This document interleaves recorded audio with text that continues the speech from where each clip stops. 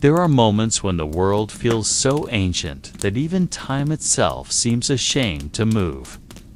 In such moments, the sky ceases to be a roof and becomes an endless ocean that swallows every direction. If you listen long enough, you can hear the faint whisper of something not born of this earth. It is not a voice, not an echo, but a sensation that grows within the chest, slowly, like the first breath ever realized. The night turns softer, the air ages without losing its clarity, and everything around becomes a patient witness. So before we walk further, calm your mind. Let the sound of the present fade away. Breathe deeply, for this journey is not about seeking truth, but about recognizing something you may have once remembered, yet buried deep within time. We will walk a path that exists on no map, for maps belong to a world that has forgotten how to dream. This path leads neither to the past nor the future. It spirals like water inside a cave, unseen yet always moving. Along its current, fragments of stories remain from a vanished world unknown to history, for history came long after. That world had no name, only a faint sound drifting through the air whenever wind met stone. In that sound, the first ancestors found something older than words. They called it the vanished dawn, not because it had disappeared, but because it was swallowed by memory that refused to be remembered. Imagine standing at the edge of emptiness, where the earth was not yet solid. Its surface was soft as newborn skin, warm from a light not born of the sun. Beneath your feet, there was a subtle pulse, as if the planet was still dreaming of its own form. Each step sent ripples outward, carrying stories never spoken. There was no sky, no stars, only a pale radiance flowing in every direction without aim. That world knew neither day nor night. It knew only existence. This was where it all began, though no one truly knows when that beginning occurred. The first light was not like the light we know. It did not burn, it did not blind. It was gentle, almost like a thought, just waking. In its silence, the light drifted slowly through air, still wet with time. It did not come from above, but from within the earth, from the deepest layer untouched by form or sound. The light appeared as though the planet was remembering something long lost, something older than existence itself. When that light touched the surface, the world trembled. Not violently, not softly, but just enough to make everything without a name begin to take form. Then came shadow. Shadow was not the opposite of light, but its twin, born at the same instant. They did not oppose each other, only waited. When light touched stone, shadow clung to its far side, like a memory refusing to fade.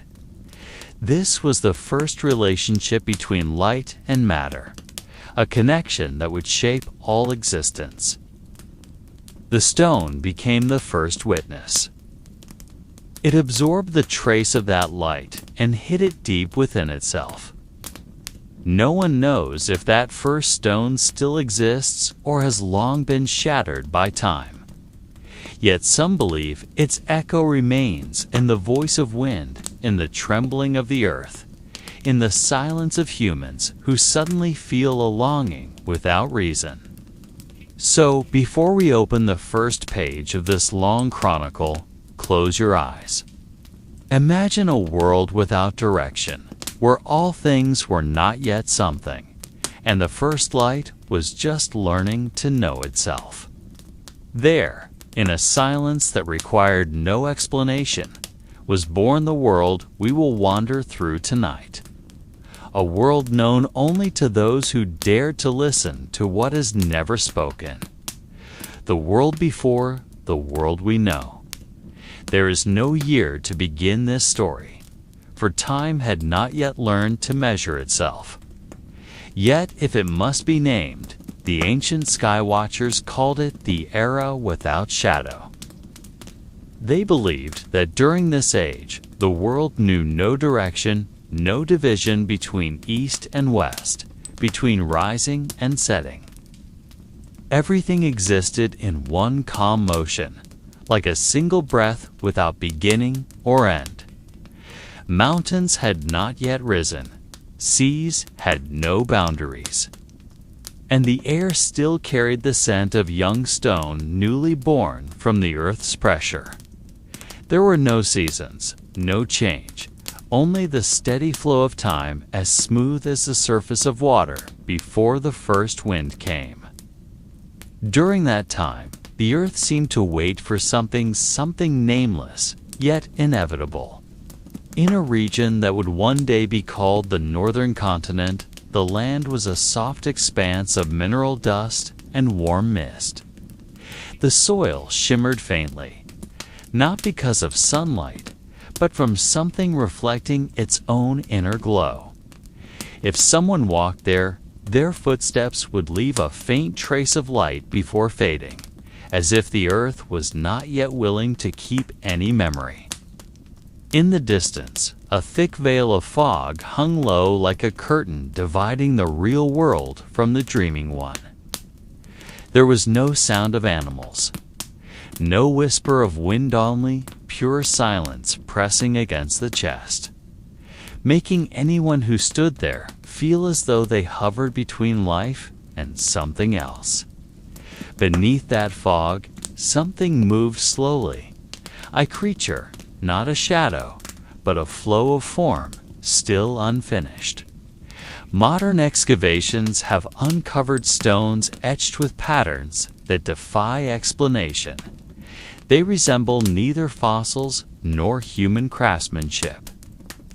The lines spiral and meet at points that feel faintly warm to the touch.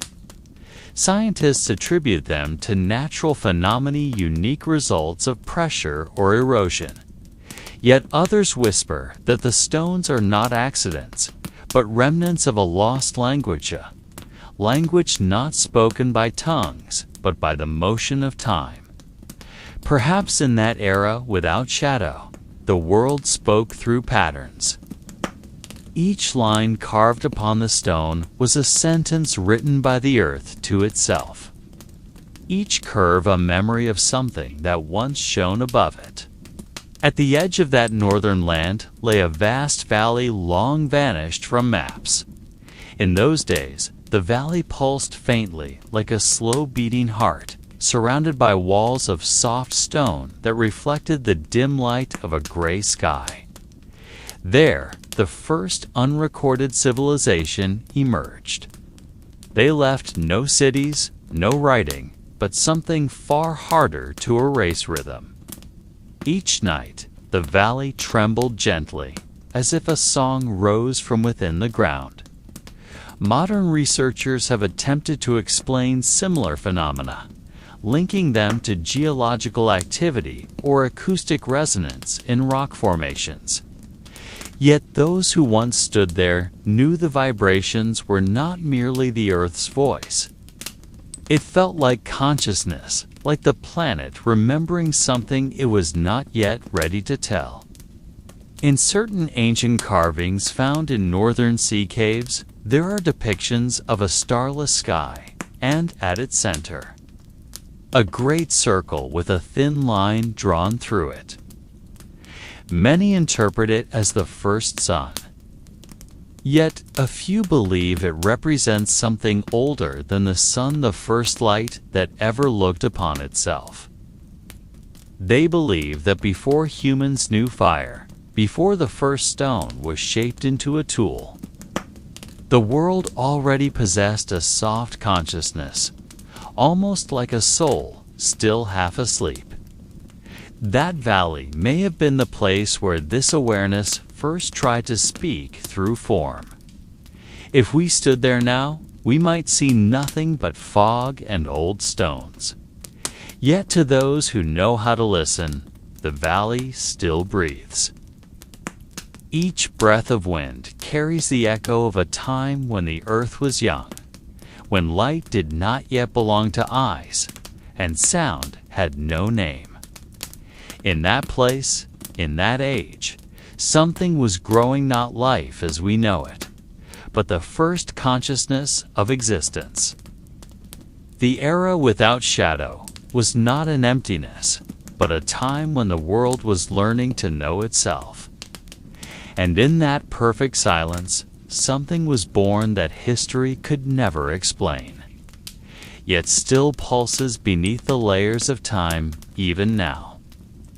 Within that eternal stillness, something began to take shape. Not sound, not motion, but a subtle difference between light and shadow. At first, nothing seemed to change, only the air thickening in places, like fog attempting to remember form. Then faint lines appeared across the surface of the ground, not straight, not random, but like veins growing through stone. Some of them pulsed softly, releasing thin threads of light that moved slowly from point to point. The light was not blinding, more like sunlight seen through closed eyelids. From it, the first pattern was born, and the world began to find direction. What was once flat and meaningless now formed order, as if the earth were writing with its own fingers.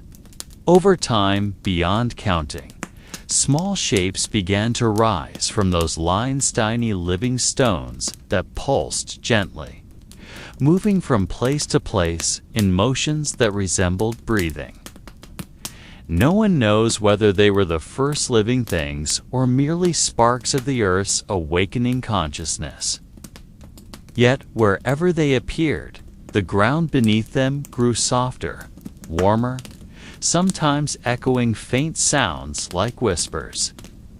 These were not words, but repeating rhythms, speechless patterns that made the air tremble. From this rhythm, the world first knew time not in hours or days, but in an unending pulse. Then came the sky. It was not the sky we know, for it was neither blue nor dark, but a thin layer of liquid light reflecting the earth's movement. Whenever the ground trembled, its surface changed color, creating the illusion of motion above. The sky was like an imperfect mirror, showing the world below in distorted, delayed forms. Sometimes it revealed shadows of creatures that did not yet exist, like memories of a future that had not yet happened. In that age, everything seemed to possess its own memory, and the world seemed to be dreaming itself. Some modern researchers believe traces of this phenomenon remain trapped in the oldest stone layers beneath the Arctic. See? They discovered thin mineral sheets that glow faintly and are arranged in rhythmic waves resembling frozen sound. When exposed to light, they reflect it in precise sequences, like a song held captive for millions of years. No one knows how they formed, but many believe they are the first traces of the Earth speaking to itself.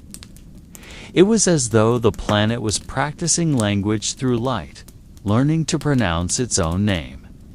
Meanwhile, across the soft and mutable land, natural structures began to rise, towers of crystal, not built by any hand, yet too symmetrical to be chance. They reflected light between earth and sky, forming luminous bridges between two layers of existence. Some collapsed quickly into mist. Others endured long enough to leave marks upon the Earth's surface. Even today, Archaeologists in polar regions find stone hollows shaped like the bases of those towers, ghostly remains of architecture never meant to be inhabited. Time flowed without direction, and the world developed its own rhythm. From within the ground came a song, long, wordless, endless. Its frequency moved everything alive nearby to sway in harmony. Stone, water, even air began to spiral slowly outward from an unseen center. That spiral became the foundation of form in the natural world, from whirlpools, cloud shapes, to the future pattern of trees. The earth had found its form, and that form was motion. Yet beneath this harmony, something remained incomplete. Deep within the earth, below the hot layers of stone, something pulsed out of rhythm. It waited, silent, listening before it spoke. Light could not reach it, and sound stopped at its boundary. In that silence, the first imbalance was born, a delicate divide between what is real and what might be. From that point, all things called the future began to grow, slowly and inevitably. The world, once dreaming, was awakening. And in that awakening, it began to understand one truth. Every light requires a shadow to recognize itself. Beneath the warm, trembling surface of the earth, the imbalance grew like a seed waiting for the right moment to split open. No light guided it, no sound called to it. It grew because it could not remain still. At first, it was only a faint motion deep within stone, like an uncertain breath. Then, from fine cracks, flowed a subtle current, not water, not magma, but something in between, fluid and alive, like a memory that had forgotten its original shape. The current moved slowly, carving intersecting paths and forming intricate patterns in nameless subterranean chambers. Each time it touched air seeping from above, a faint greenish light shimmered, glowing like heated jade. Modern researchers call these layers Arthene veins, the ancient conduits that may have been the first biological structures on Earth, yet to the primordial world itself. They were nothing new.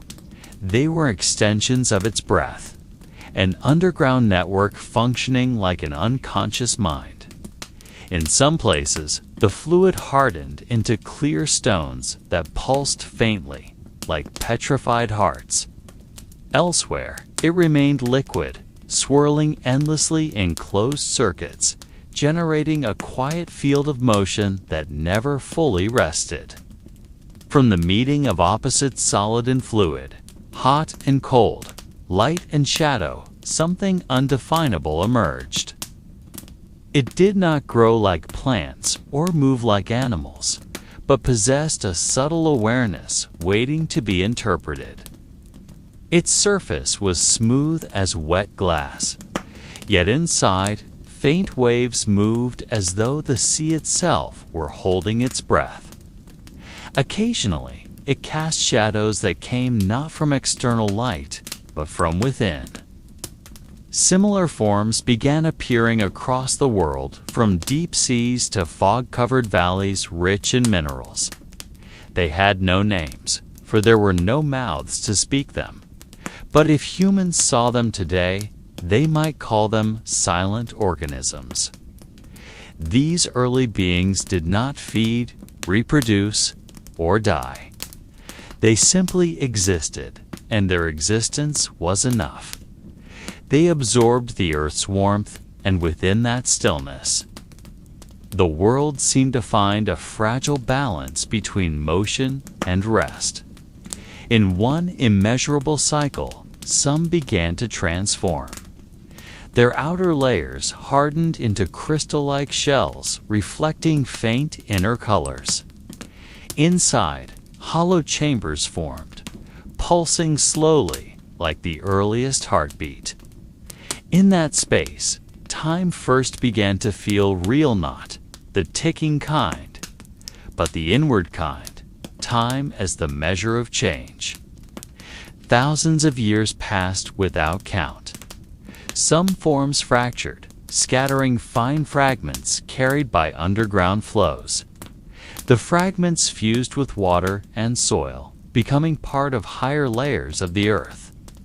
There, the first elements of life met: minerals, heat, pressure, and the mysterious pulse of the earth's eternal heart. In an unrepeatable moment, a spark of energy bound them together into a new unity of form of life, faintly remembering its deep origin. Scientists today might call it a protocell, the earliest biological foundation. Yet in the world's own memory, such a name never existed. It was simply the slow motion of something not yet conscious trying to understand its being. The earth seemed to gaze upon itself, and for the first time, something gazed back. Perhaps this was the dawn of consciousness, not born of survival, but curiosity. And in that long silence, the earth took its first breath. Mountains, yet unformed, trembled. The ancient sea stirred, and the young air twisted softly over empty plains. There was no sound, no witness, only an unseen pulse spreading across the newborn world. From this, life began to root itself not as an event, but as a state of endless becoming. Across nameless millennia, something simple began to change. From clusters of once still liquid came the faintest tremors, movements barely perceptible. They were not instincts or deliberate motions, but a subtle pull from within, a curiosity without words, reaching toward the unknown. Each vibration sent out ripples, and when two forms drifted close, their ripples intertwined, creating an accidental rhythm. In that rhythm, the world discovered its first music. Not loud or clear, only a delicate pulse felt through earth and young water alike.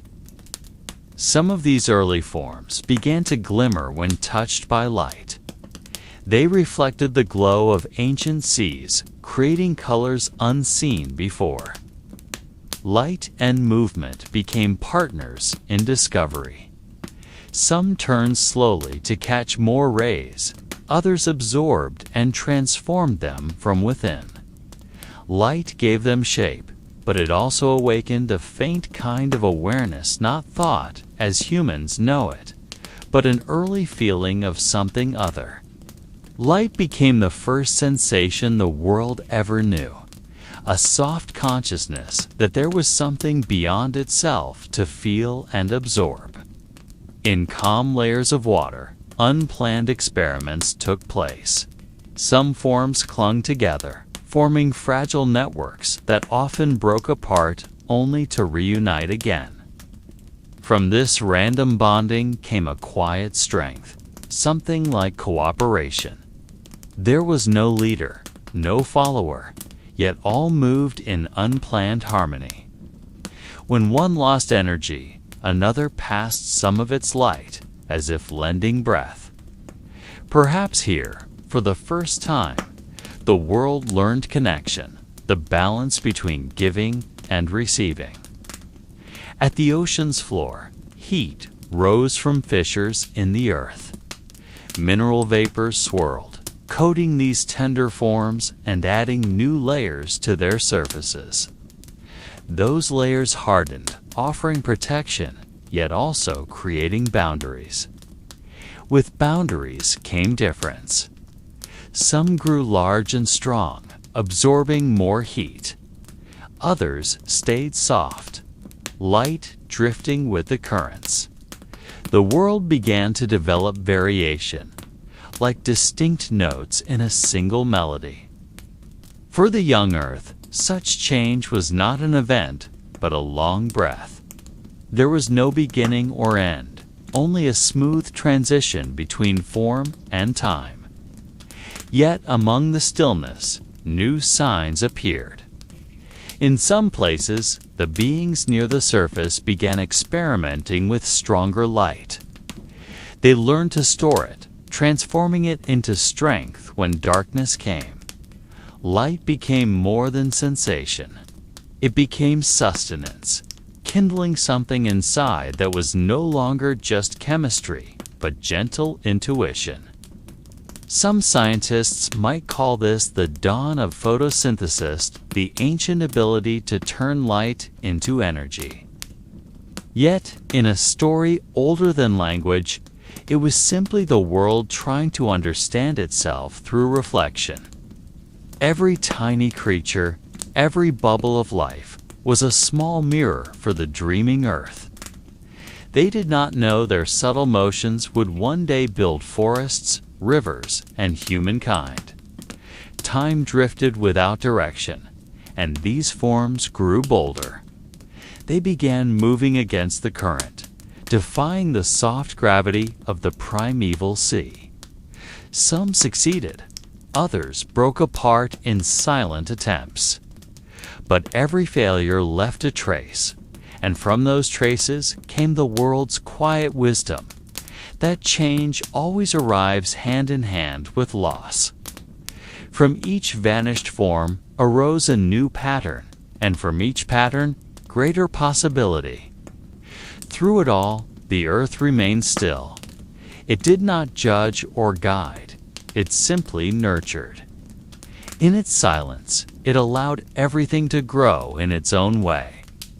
From that depth, the world slowly learned the meaning of freedom not as desire, but as continuation, an eternal movement toward the yet unknown.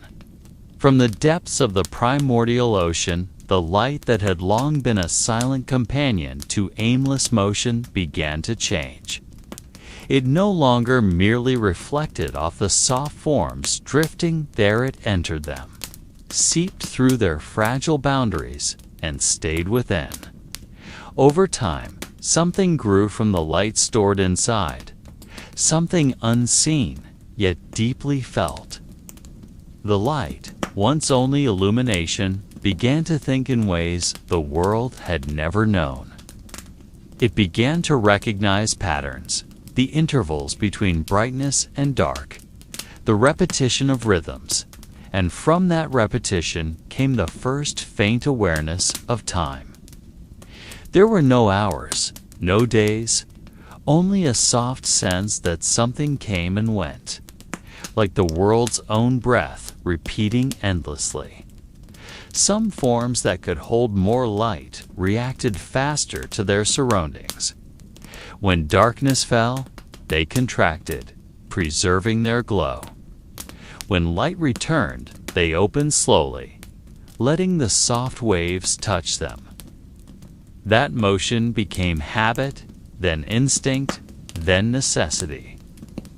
Through this, the world learned rhythm, the art of moving with time without losing itself. Each tiny being, though blind and deaf, began to sense direction, when to rest, when to act. The earth became a vast organism, breathing in synchrony. Meanwhile, in the deeper ocean layers, darkness served as a different teacher. There was no light, only heat and pressure. Yet life thrived there too, in its own way. These beings did not seek light, they made it. The gentle glow from reactions within their bodies shimmered like small stars in unreachable depths. Darkness was no enemy, was part of them. Here the world discovered true balance, that light could not live without dark, that they were not opposites, but two aspects of the same awareness. Some of these luminous beings drew near, and when they met, their lights intertwined, flaring brighter than anything around them. For an instant, the ancient sea looked like a living sky filled with stars. They moved together, not from will, but resonance unspoken accord. There was no sound, yet the world began to speak through light. Its first language was not words, but signals, vibrations, and colors answering each other in silence. Above, the first wind began to stir. It was not yet air as humans know it, but a mixture of vapor, particles, and metallic scent rising from the Earth's core. The wind carried messages. It rippled the sea's surface, forming the first waves. Those waves brushed against the soft forms floating above, shaking them gently. Some endured, some broke apart, but from every fragment came new, more flexible shapes. The world was learning to adapt to chaos, to dance with uncertainty. At certain points on the ocean floor, geothermal heat birthed endless columns of steam. Around these, life grew faster. Minerals and heat became nourishment, and new forms emerged from unending reactions. They no longer simply lived. They responded. Each change in temperature shifted their colors. Each swirl of current made their bodies realign. The Earth began forming systems that recognized themselves. From coincidence came calculation, from chaos, order. In ancient inscriptions carved into stone long after, chroniclers called this age the Age of Remembering Light. Not because light created life, but because it began to remember. It imprinted itself within living forms, planting memory that was not thought but inherited instinct. Perhaps this was the first trace of evolution when the world not only created but remembered what it had made. Every being carried a shadow of its former shape, an echo that never faded. From there, the world slowly grasped the concept of direction, not north or south, but a sense of above and below. Some reached upward, some descended. The Earth gained purpose without design, motion without line. It moved because it wished to know itself, and each motion, each reaction, was a small step toward a greater awareness. The world was in no hurry. It knew time belonged to it, and consciousness was merely a part of its long sleep, turning, at last, into a dream it could see. In the era long after light learned to remember itself, the ancient sea became a stage for something subtler, more aware, though not yet life as humans would define it. Within the constant but gentle currents, particles and primitive forms began gathering. No longer merely by chance, but by a pull that had yet to be named. Some might call it microgravity, others the first whisper of awareness, yet no one truly knows. What is certain is that through the endless repetition of meeting and partying, something resembling intention was born. The world began to learn purpose, a faint drive to persist, not from fear of nothingness, but from an attraction toward being. The warmer layers of the sea became home to slower, steadier movements. There, forms that were once only chemical reactions began to imitate themselves, copying their patterns without knowing why. There was no birth, yet there was continuation. No death, only the loss of form. The world still had no concept of life or death. It only knew the constant turning of change. Each transformation became a lesson. Each loss of shape, the beginning of another. The ocean was like a dreaming mind, creating and dissolving visions without end. At certain points on the water's surface, Tiny gas bubbles broke with steady rhythm for thousands of years. From this rhythm, the world began to hear itself. The sound was faint, almost inaudible, yet in that ancient silence, every small pop held meaning. It was the first tone not made by any hand. Some bubbles clung to larger structures, forming iridescent films beneath the young sunlight. Light danced upon them, casting layered shadows on the seafloor. Those shadows became the first sign of difference between being and not being. A shadow was not a thing, yet it faithfully imitated one. It existed only because something blocked the light. From that, the world discovered paradox that something could exist because something else did not. Existence, it learned, was never solitary. Every form had an unseen counterpart, and each needed the other. When early beings glimpsed their shadows on the surface, they did not know what they saw. Yet their bodies reacted. Some withdrew. Others approached as if recognizing something familiar. The world was seeing itself for the first time through reflection and absence. Later, the tides began to shift the patterns of those reflections. The once still surface now pulsed with the pull of a young moon drawing nearer from afar. The sea began to breathe in a rhythm that could be predicted, rising and falling like the chest of a sleeping giant. From this, the world discovered tranquility in repetition. It was no longer random reaction, but a system learning itself through cycles. Future scholars might call this the dawn of rhythmic biology, but to the world, it was simply a silent song. Meanwhile, in cracks of stone eroded by time, minerals mingled with salt water and light. The reactions formed delicate structures that could store energy longer than any fluid. Here, the world began experimenting with endurance. It created things that could resist temperature shifts, water pressure, even time. These forms no longer drifted, they waited, holding something within. From stillness came patience, the primal essence of all that would someday be called alive. Above, the sky was pale, wrapped in thick mist that softened the raw light of the young sun. The world's colors were not blue or green, but bronze and gray, heavy and tender like a first breath after a long dream.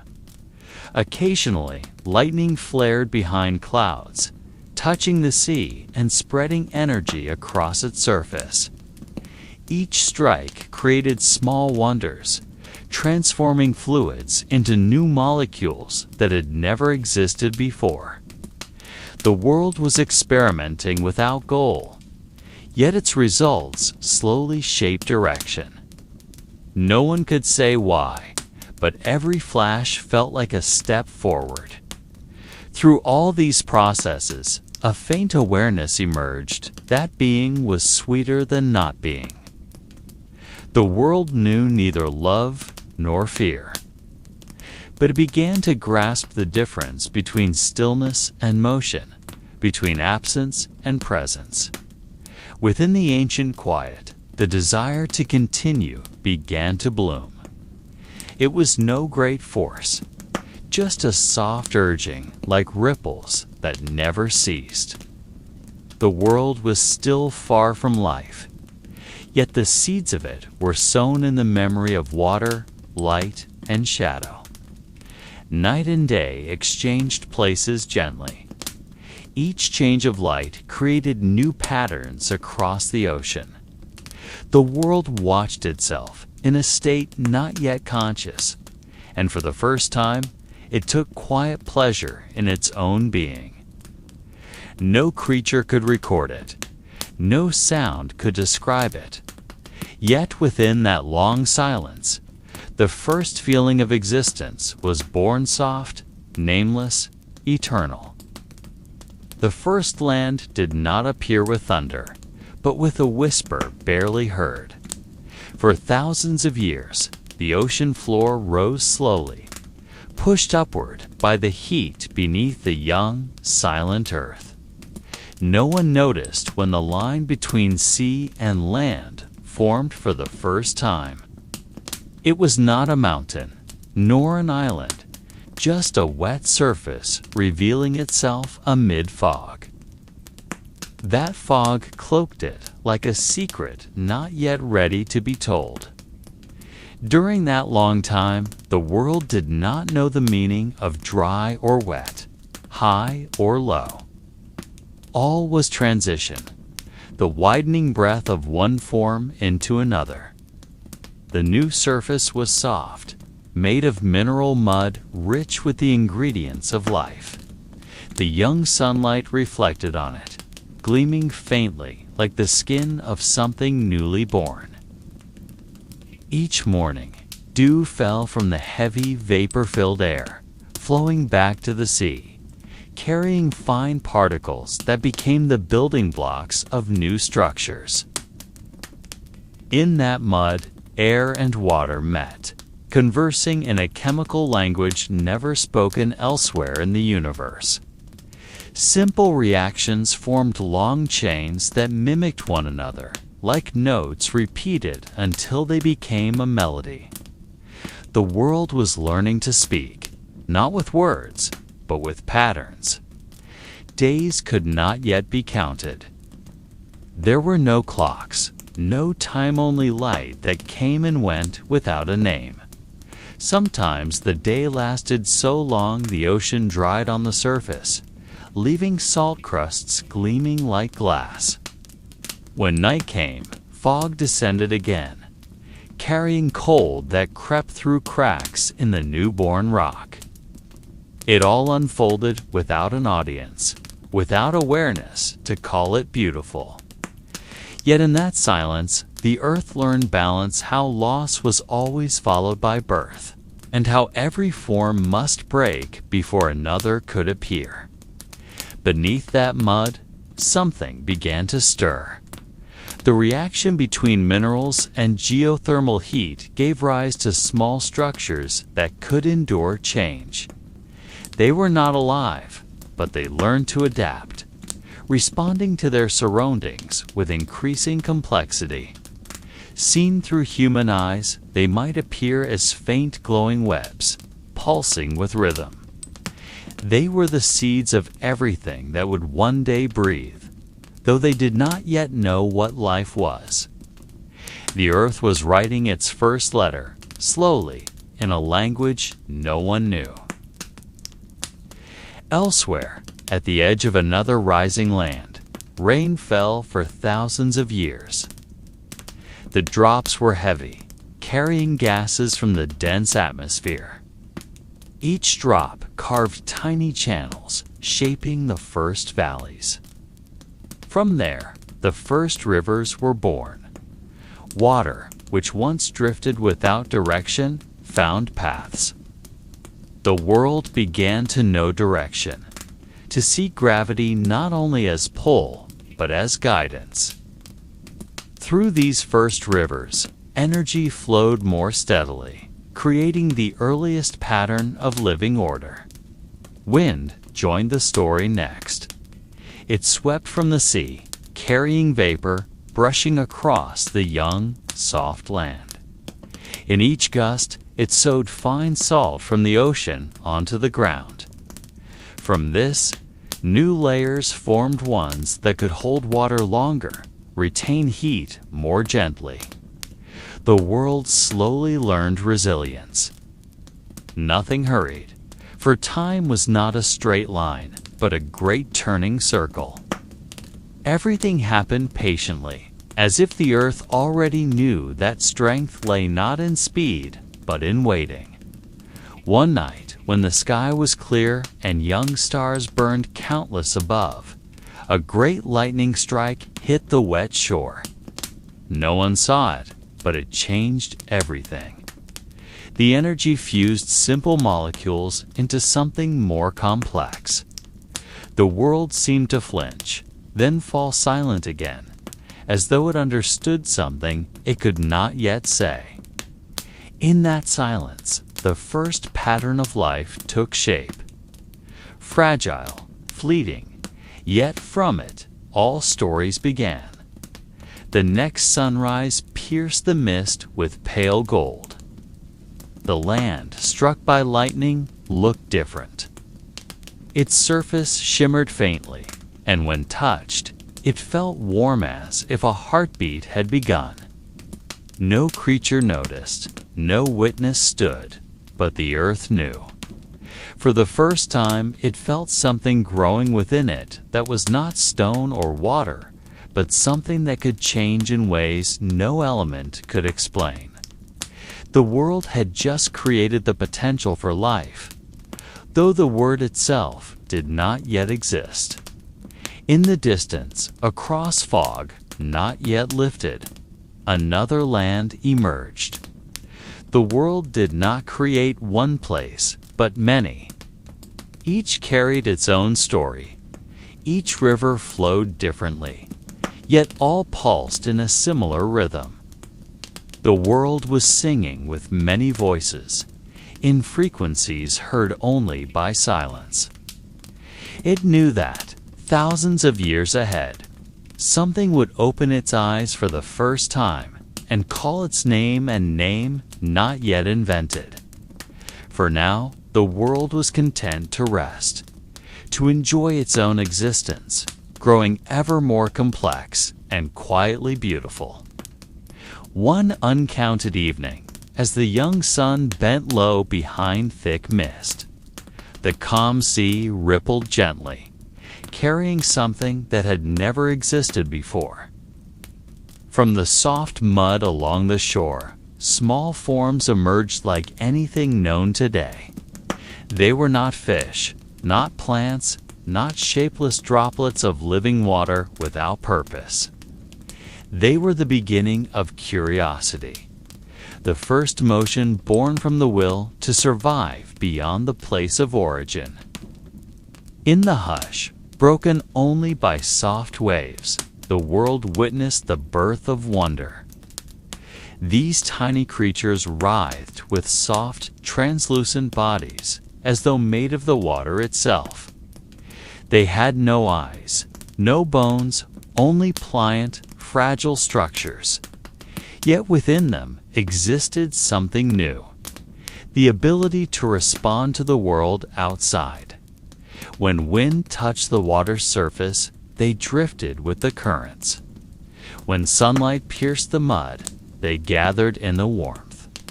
From these simple actions, something began to form a pattern that would evolve into instinct, then awareness, then the long, unwritten history of existence. The world slowly found a way to perceive itself through the beings it had made. Day after day, small waves carried them farther from their birthplace. Some sank into the dark depths, lost forever. Others clung to stone, enduring pressure and heat. Many perished, but from death came new forms, stronger, more adaptable, more attuned to their surroundings.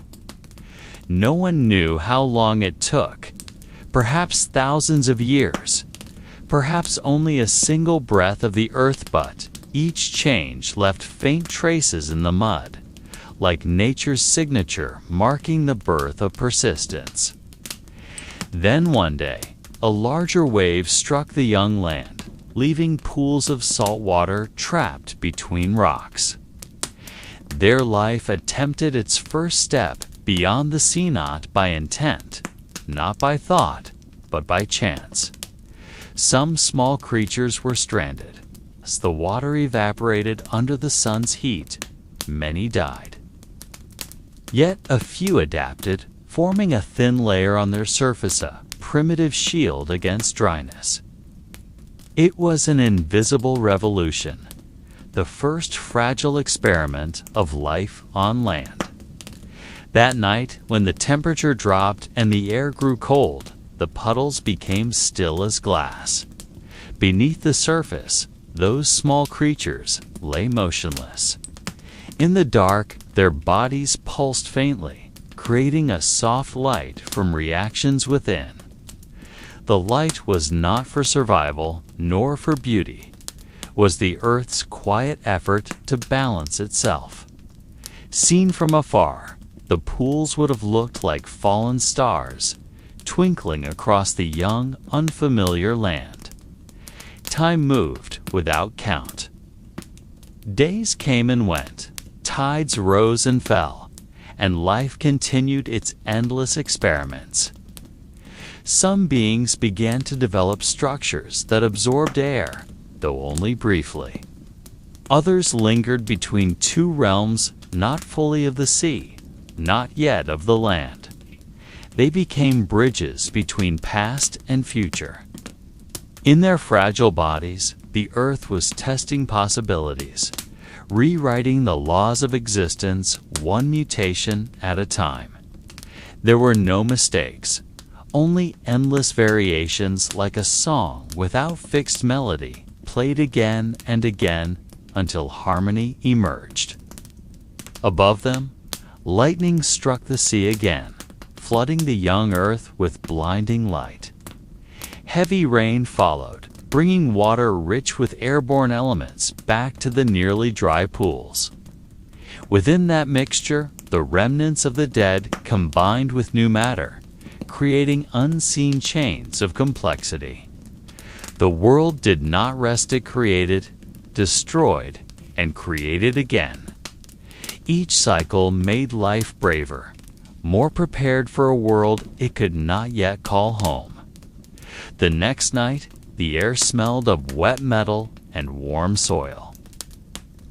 Mist hovered above the pools, and from beneath it, the small creatures emerged once more, stronger, slower, more aware. They moved not just with the current, but as if choosing direction, however faintly. The world began to move with purpose, not randomness, whisper of will, the seed of freedom that would someday bloom into full awareness. The Earth, patient and unhurried, watched itself through its creations. There were no gods, no destiny, only the balance between the will to endure and the need to change. Every stone, every drop, every tiny creature was part of a long journey toward something greater, though none could see its shape. The world knew only one thing: Ute did not want to be still. It wanted to remember itself through every form it made, from the first mud to the light that would someday speak its name. Time moved endlessly, though no one yet counted it. The sea remained the womb of the world, where all life gathered to experiment with infinite possibilities. Beneath its surface, the world seemed calm, yet it was tirelessly at work. Warm currents met cold streams from the ocean's depths, forming gentle vortices that carried matter, light, and life in every direction. From these swirls emerged a new balance, the first ecosystem, unnamed and unseen. There were no fish, no coral, only small organisms moving slowly, dependent upon one another in ways not yet known. The world was learning to cooperate with itself. Those tiny beings, once drifting aimlessly, began to find rhythm. They formed thin colonies across stones, creating pale green films covering the shallows. From afar, these films looked like fog clinging to water, yet within them, life began to write its collective story. Each organism worked unconsciously toward the same purpose: to sustain the fragile balance between growth and decay. In every droplet, billions of small decisions unfolded simultaneously without intent. Without playing yet together, they created a harmony beyond reason. Above the sea, sunlight reflected like molten metal. Rays reached the seabed, energizing the colonies below. Within that warmth, some organisms began releasing tiny bubbles of air, the first oxygen, slowly altering the world's breath. No one noticed. There were no witnesses, no celebration. Yet from those bubbles, the air we breathe today began its slow creation. The world was preparing itself for complexity it could not yet imagine. Currents spread the colonies further. Some clung to stone, some drifted to underwater mountains, venting heat from the Earth's core. There, new experiments began. The organisms learned to endure extreme heat and crushing pressure. Paradoxically, in the harshest places, life discovered its resilience. They absorbed heat to live, not perish. They consumed poison to grow, not decay. The world was forming an eternal laboratory where life could thrive even without sunlight. Volcanoes erupted beneath the sea, spilling minerals that nourished young ecosystems. Every eruption was not destruction, but offering. Ash carried new elements that fed tiny lives. Among cooling rocks, colors began to bloom red, green, purpley chew belonging to a colony mastering its own defense. The sea had become more than cradle-lit, was a living canvas painted by unseen hands. In silence, the earth began to remember itself. It observed every shift, every balance gained, every form that survived longer than others. There was no ruler, no command, only the subtle logic of persistence born from chaos. If there was consciousness behind this, it did not speak in words, but in events, something born, something dying, then reborn in stronger form. That might have been the first language ever spoken, the language of transformation.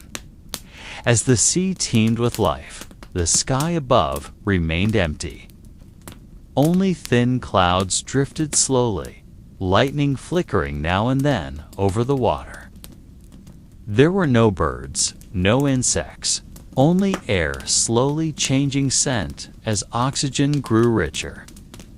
The first breath of life spread across the globe, brushing through stone forests and young mountains, caressing the sea. The world was learning how to breathe. The ocean, once a silent secret, became the slow-beating heart. It sent energy through every corner of the planet, setting a rhythm between heat and cold. In that rhythm, life multiplied. New forms appeared, thread-like, round, spiraling. They had no eyes, yet sensed direction. No voices, yet movement had purpose. Through these gestures, the world began to recognize itself. Each night, the sea shimmered with bioluminescent light from millions of tiny beings. The sight was like a recurring dream. The sea appeared to sleep, yet it dreamed of life to come. Those faint lights danced across the surface, whispering stories only the earth could hear. In the deep dark, where light never reached, life still moved endlessly, wordlessly. The world composed its own music, with no player, no audience, perfect only because it was unhurried. The earth then had no name, but in its silence, it had already begun writing its long poem of existence. Sea, air, and land spoke in a new language of balance. Every current, every gust, every trembling of mud was part of an unfinished sentence. And perhaps, even now, That poem continues every crashing wave. Every mountain wind a continuation of the first word the earth ever spoke when it began to live. In a nameless age, the one still sea began to move with greater complexity. Amid swirling currents and shafts of sunlight, some forms of life began to change faster than others. Some grew larger, others swam more swiftly, and a few began consuming smaller beings to survive. The world was no longer only about endurance, it was about adaptation. Each motion carried consequence. Each biological choice etched new and irreversible patterns. The tranquil sea now pulsed with a subtle tension, not a war, but a dance balancing creation and dissolution. The first organisms to consume others were not predators in any modern sense.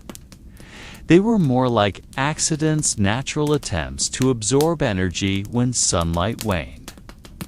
Some survived the experiment. Others perished unfit for their new role. Through such trials, the world discovered a law. Energy is never lost, only transformed. This was the beginning of the chain of life, when the earth first understood that survival required constant sacrifice. Stronger forms began to dominate certain regions. They had no intent, no hunger as we know it, yet their movement always led toward places of greater energy. Dense colonies broke apart under this stirring, making space for new, dynamic ecosystems. Over endless time, a new system emerged, one life feeding another. The small fleeing the large, and the large becoming part of something larger still. The earth began to write rules unwritten, yet obeyed by all living things, that every life is borrowed from another. The sea became a stage for an unending cycle. When one form died, its body drifted down, nourishing thousands below. From death came life, and from life, new death. There was no sorrow, no malice only, a strange serenity, like a ritual memorized by the whole of nature. Every particle knew its place. Every movement had purpose, though never planned. Beneath dim light filtering through water, life appeared as an orchestra without a conductor, yet always in harmony. New forms emerged, capable of sensing change. Some detected current through vibration, others sensed warmth from the seabed, and a few began to distinguish day from night by light. Slowly, the world became full of signals. There was no sound, yet communication had begun through motion, color, and energy. Life began interacting not only physically, but subtly, in patterns of response that formed the earliest intuition of the living earth. Among the tangled currents, some creatures began constructing shelters of their own, not houses in our sense, but protective layers secreted from their bodies. Some grew thin shells of mineral, others hardened their surface with secretions. From this, the earth learned the concept of protection. No longer just moving and reacting, life now created safe space for itself. From these small beings, the planet learned boundary and defense to ideas that would one day bloom into consciousness. Meanwhile, the ocean's surface changed color. The green film that once spread evenly was now split by currents, forming net-like patterns across the globe. From above, had anyone been watching, the sea would appear as a living painting, shifting hue and shape every hour. These patterns were maps of life itself, energy flowing from one creature to another, one region to the next. There was no center, no end, only ceaseless motion, marking the Earth's slow authorship of its unwritten story. When night came, life continued. In darkness, some forms began producing their own light knot decoration, but signal, warning, lure. Some shone softly to attract others, closing in when something approached. Others used light to claim territory. The world was creating a new language, one of light understood only by those within the water. Light became life's first declaration of presence, its way of saying, "I am here." In the deepest quiet, where pressure crushed imagination, life was richest. Their beings survived without the sun, drawing heat from the earth's breath and from one another. The abyss was the subconscious of the planet unseen but alive, full of secrets. Each glow, each vent of hot gas was part of a silent dialogue between the upper and lower worlds. Now the earth had a steady pulse. From the sea, life spread outward, carrying an unspoken message that balance had been found. There was no ruler, no defeat, no lie, the eternal exchange between giving and taking. All seemed tranquil, though within it churned countless small struggles to keep the great wheel turning. The world knew no name, no prayer, yet it had begun to tell its story. The first story of survival, written in the language of water and light. There was an age without a name, a time before humans understood what time was. They did not count days or mark the change of seasons, for every moment felt like the same echo from the world's beginning. Across the dusty plains and slow evaporating rivers lived a small band of wanderers, people without destination or claim. They slept beneath massive fractured stones, and when night arrived, they spoke to the stars as though the stars could hear them. No one knew where they came from or where they were going, for direction itself was an idea that would only exist long after their memory faded. In that world, there was no writing, no song, only the rhythm of breath and the dripping of water from tall cave ceilings. These people had strange habits. Whenever they found a stone of unusual shape, they stopped, knelt, and stared for a long time. Some would touch its surface, then sit around it as if waiting for something to happen. It was said the stones carried the faces of their ancestors. Faces visible only when morning light struck from a certain angle. They believed that beneath the silence of stone, something still lived, something that had once been human, now frozen so it would not vanish with time. Their children grew up believing that everything still and quiet was speaking in ways no one could hear. When the wind blew, they ran toward its voice, chasing the source of whispers.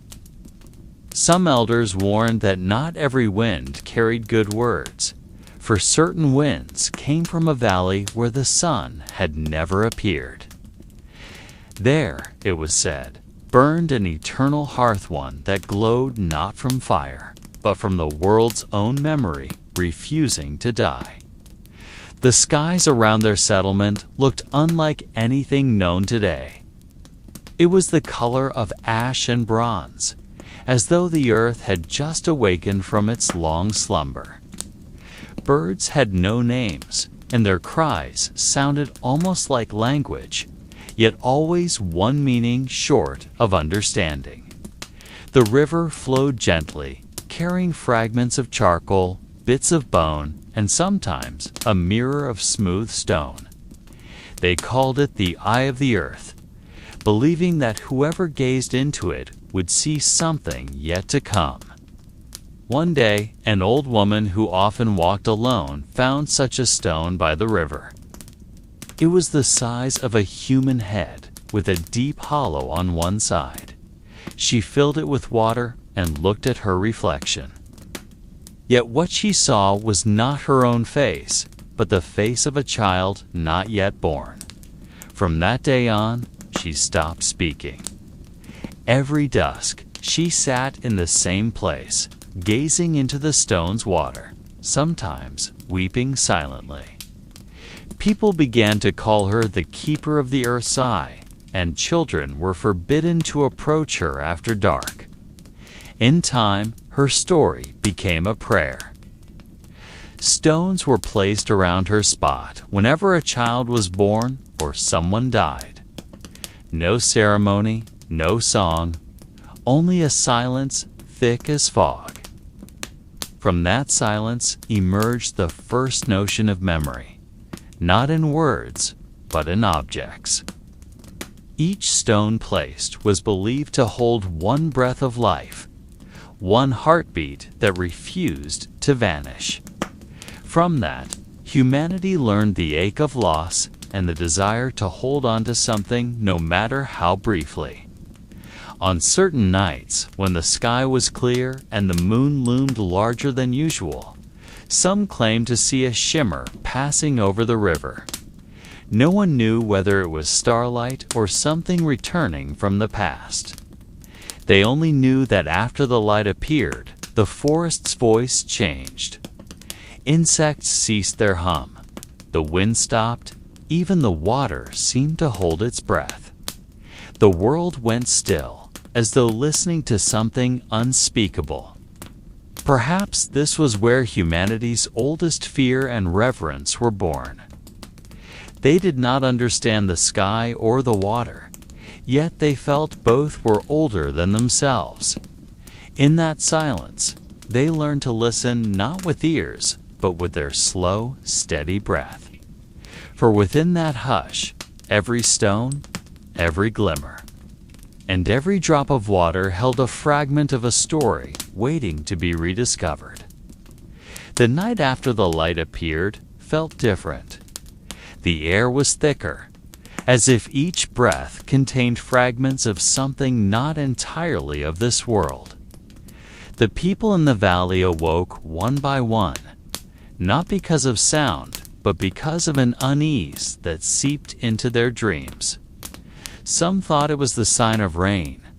Others believed a star had fallen, yet none were certain. From the east, fog descended slowly, carrying the scent of wet soil mixed with something foreign, like metal cooled in water after fire. Animals ceased to move. Birds fell silent. Even the wolves that usually howled from the ridges remained quiet, as if they sensed that something was passing through their world, something that should not be disturbed. The old woman who guarded the eye of the earth was still sitting at her place. Moonlight struck this stone bowl filled with water, making its surface tremble slightly. There was no wind, yet the ripples continued, like the heartbeat of the land beneath. She leaned forward, trying to see what hid beneath the shadowed reflection, and this time she saw no face. Instead, she saw a faint form gleaming, spinning slowly, shifting between gold and gray. When she tried to touch the water, the surface hardened like glass. She pulled her hand back, but her fingers lingered there in reflection, as if time itself paused to take notice. By morning, the stone glowed softly. People gathered around it, whispering without sound. None dared touch it. Children hid behind their parents, watching with a fear mixed with wonder. Some young men tried to approach, yet with each step it became harder to breathe. The air around the stone felt heavy, not hot or cold, just full, like the air in one's chest before a cry. Soon after, the old woman appeared through the mist. She walked slowly, her steps dragging in the sand. Her hair was tangled, her eyes distant. She said nothing.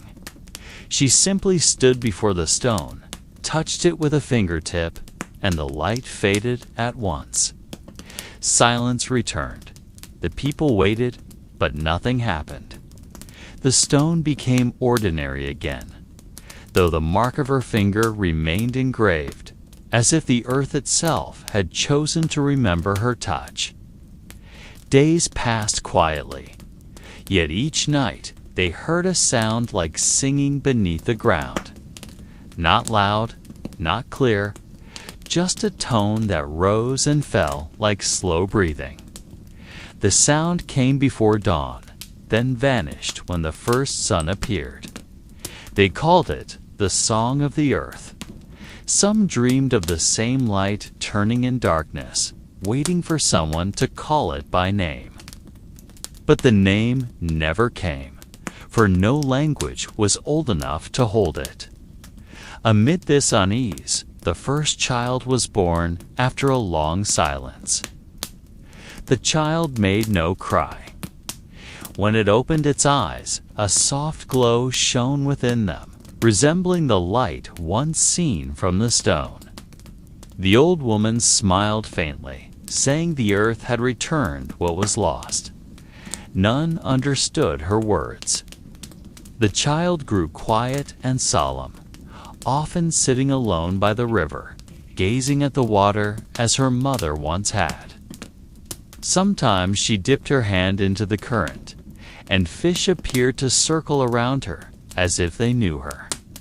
Meanwhile, the people began carving symbols into stone. They didn't know why, only that they felt compelled to leave something behind. The shapes were simple spirals, circles, dots like memories half remembered from dreams.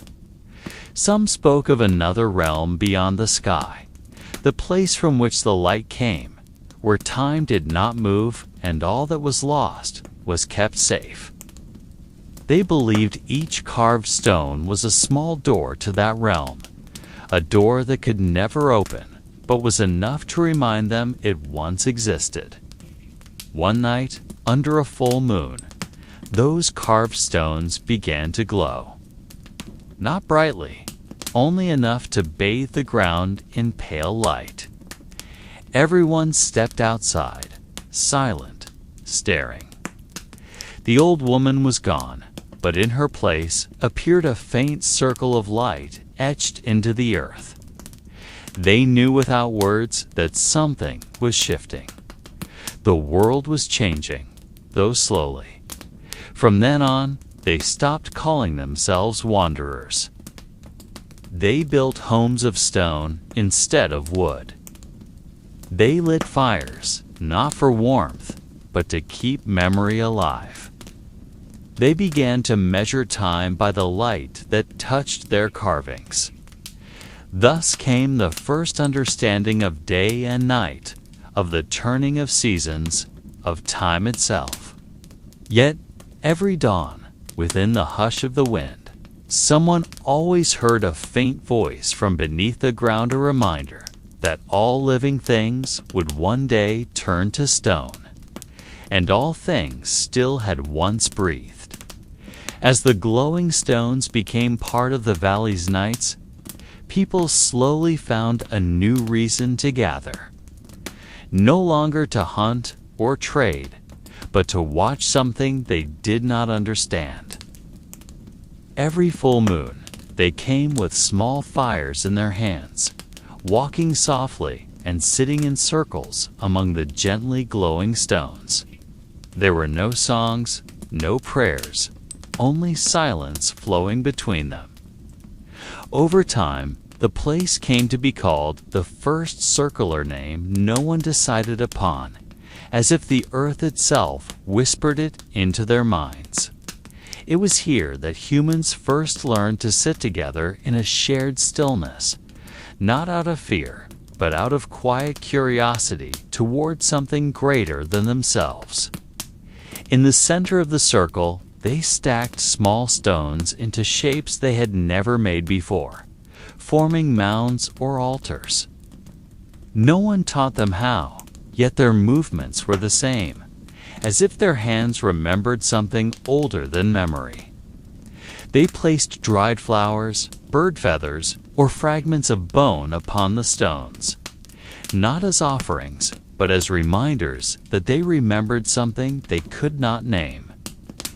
That night, when the last flame died, the wind passed through the valley with the sound of a deep sigh, carrying the warm scent of soil and ash. Many did not sleep until dawn, for there was a tremor in their chests that felt like a voice still waiting to be spoken. Time passed, and the first circle became a center. The stones that once marked the ground rose into low walls, surrounding a space where people gathered more often. Children played there during the day, drawing shapes in the soil with sticks. They drew suns with many rays, moons with long tails like fish, and a face with 2 dots and a curved line descending what would later be known as the symbol of tears. No one knew where it came from, but every child drew it the same way, as if the world were trying to speak through their hands. When the first rains came, the valley turned to a sea of mud. Many homes washed away, yet the stone circle stood untouched. Water flowed around it, but never through it. People saw this as a sign of protection.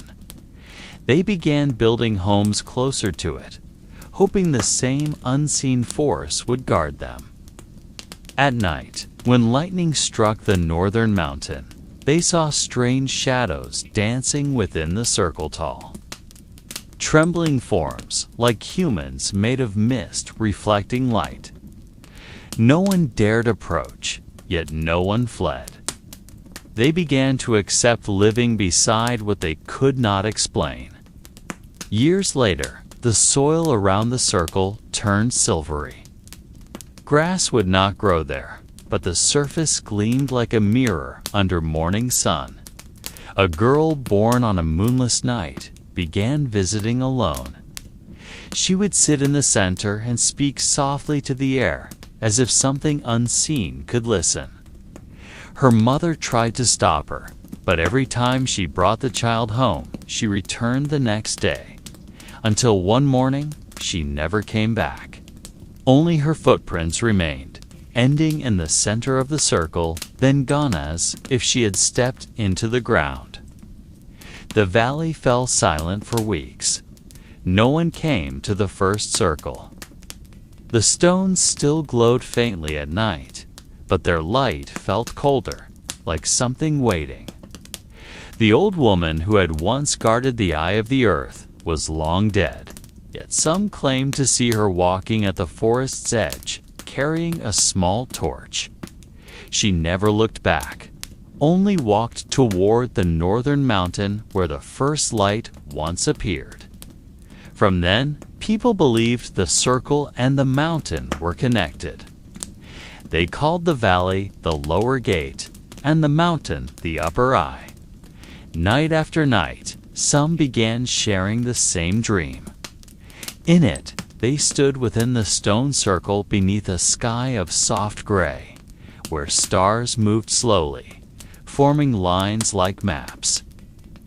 Each morning they tried to draw what they saw, but none could make the same map twice.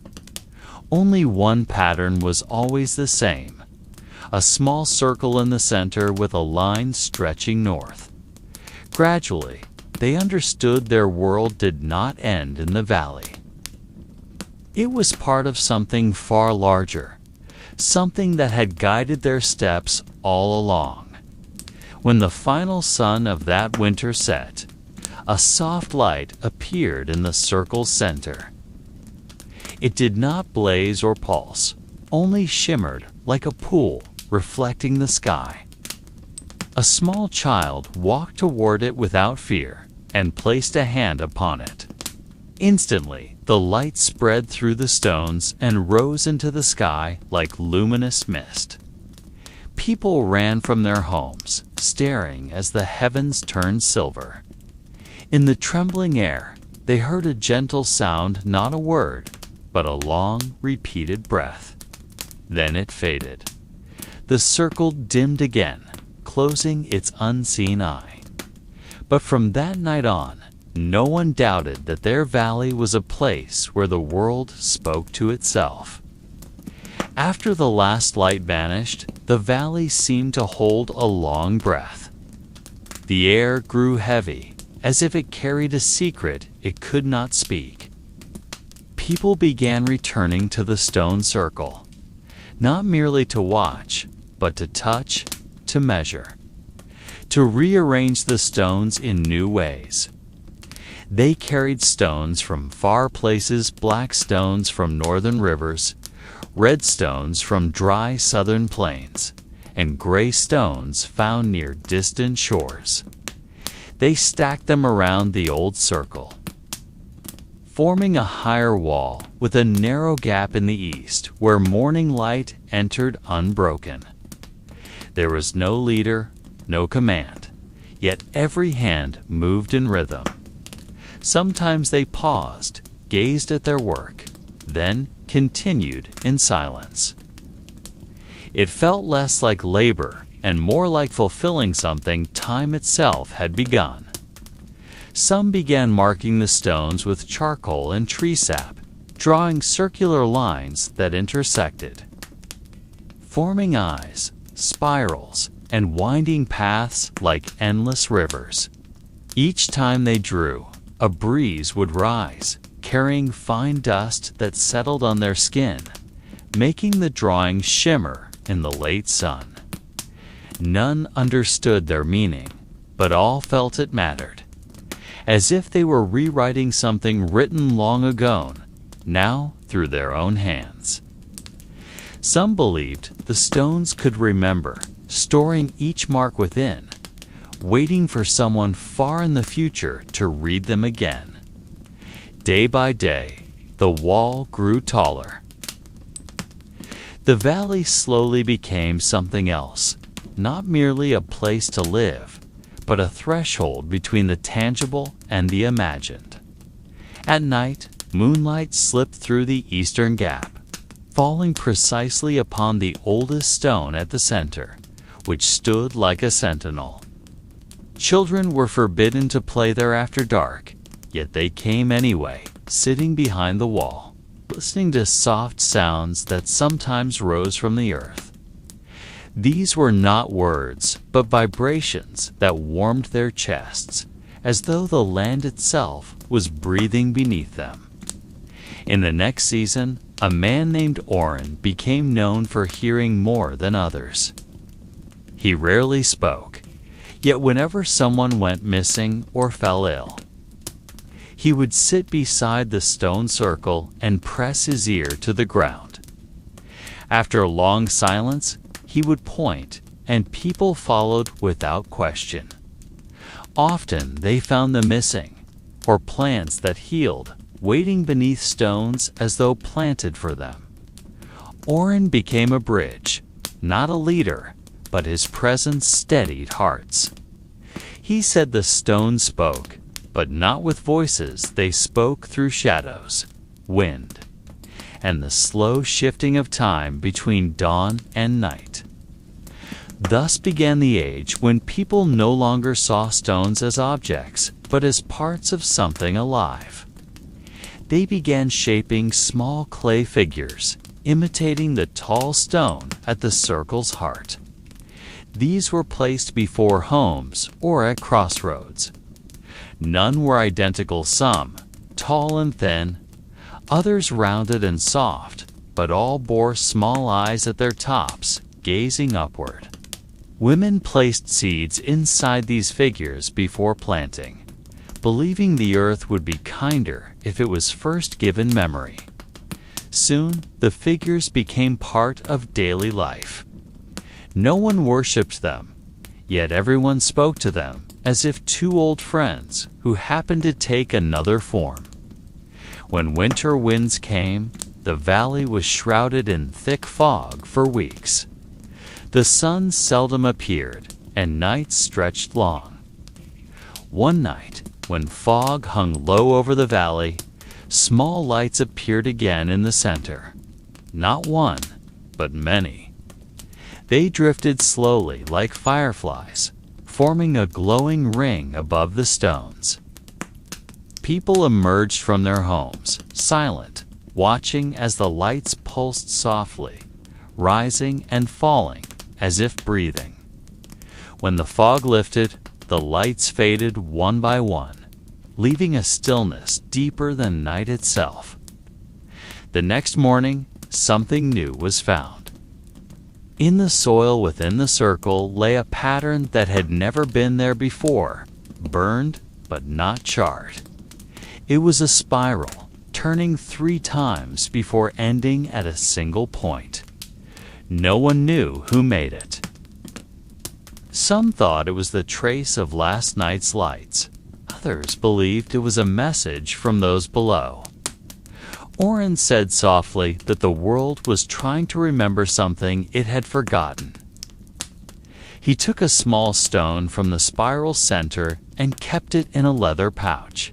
When asked its purpose, he only said that perhaps when darkness returned, the stone would know the way home. From that day, the valley ceased to be merely a place to live. It became a place to listen. Every stone, every shadow, even every drop of water falling from cliffs seemed to form part of an unfinished language.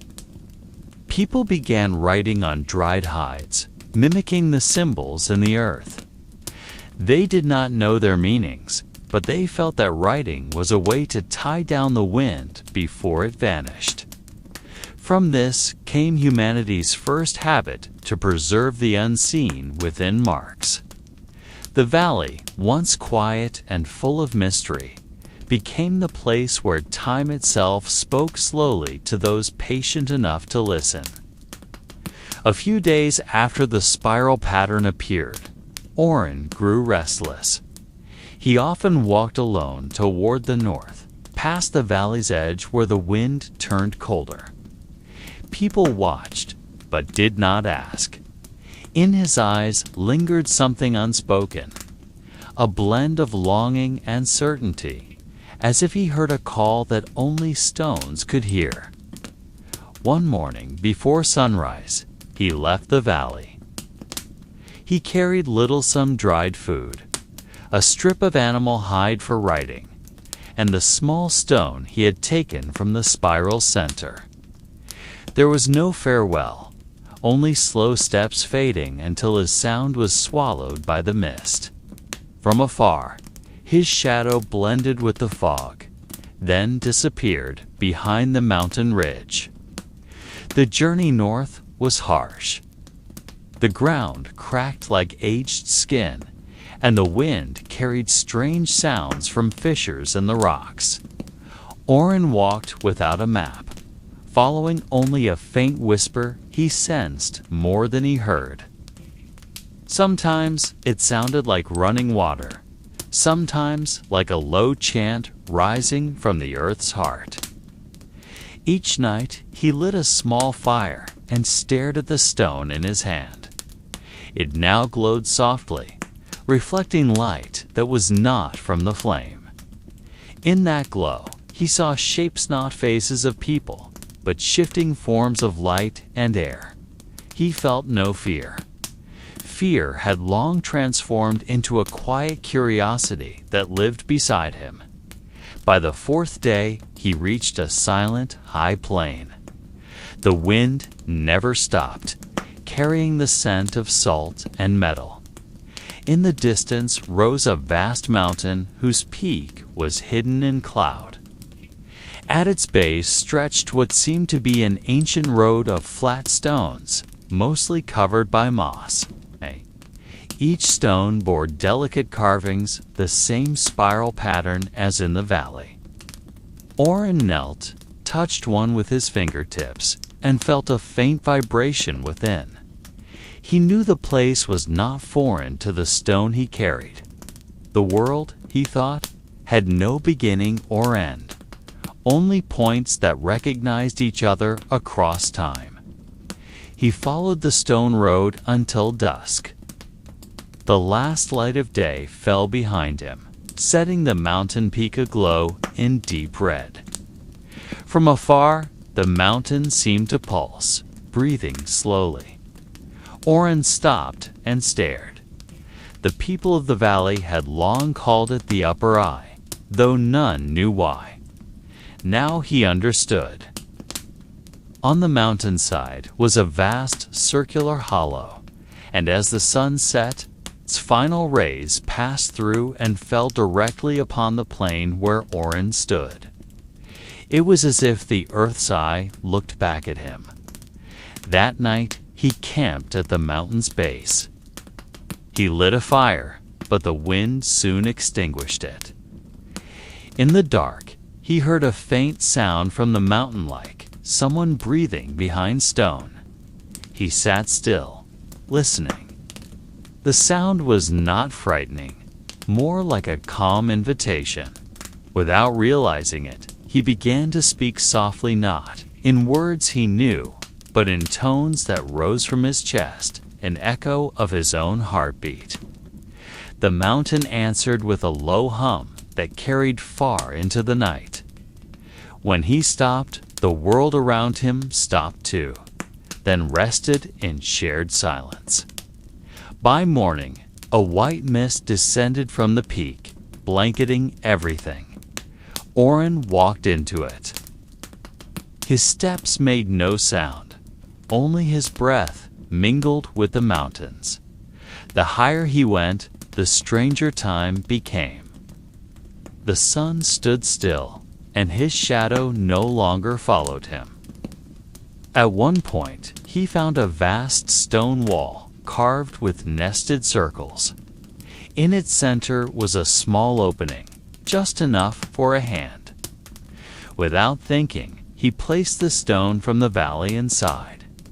It glowed bright, releasing a gentle tone that lingered in the air before fading. As the light dimmed, the wall began to tremble, slowly parting, not like a door, but like skin dividing itself. Beyond it was a vast chamber of stones arranged in frozen waves. Crystals on the ceiling reflected the light from the stone he had placed. Oren stood in the center, feeling as if he were inside the body of the earth. The sound he had once only sensed now grew clear, though it spoke without words. He understood without knowing how, as though hearing a song from before humanity learned to sing. In that silence, he saw a faint form among the stones, human-like, yet not human, more a reflection of something living in another time. It moved slowly, neither coming closer nor away, watching him with sightless eyes. Oren bowed, not in fear, but in reverence. He knew this was not their first meeting. The small stone in his pocket trembled as if recognizing a long-awaited presence. From where the figure stood, a wave of soft light spread and enveloped him. But he felt neither heat nor cold. It was like being inside water that could breathe. Within the light, Oren saw visions not his own, the valley, but not as it was now. A great river where there was now grassland, a sky with two suns. Forms walking the land whose shadows floated above them. He saw a world dreaming itself into being. The vision lasted a moment, yet within him it spanned centuries. When he awoke, the cavern was silent again. The stone in the wall no longer glowed, but was warm to touch. Something had moved not outward, but inward.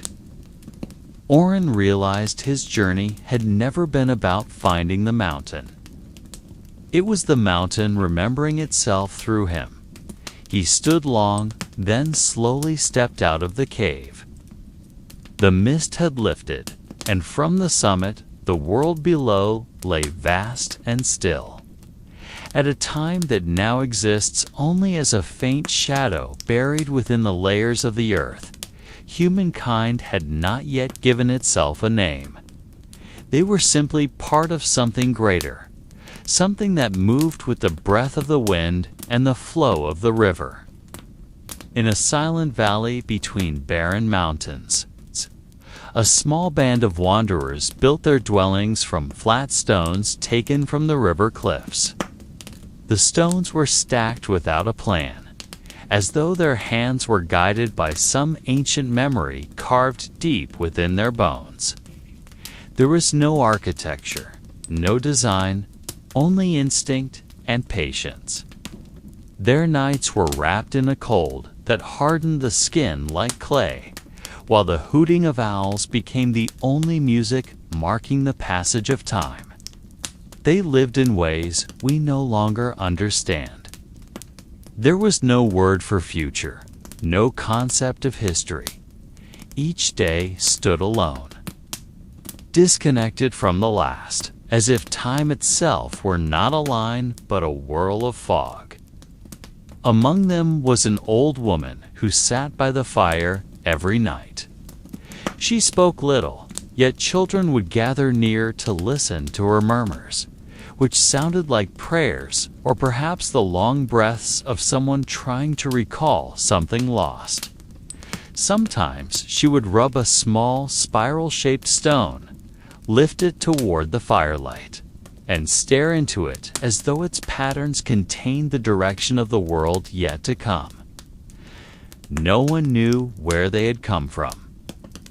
Some said they followed the great beasts that migrated northward, while others believed they had been driven away from greener valleys after rains refused to return.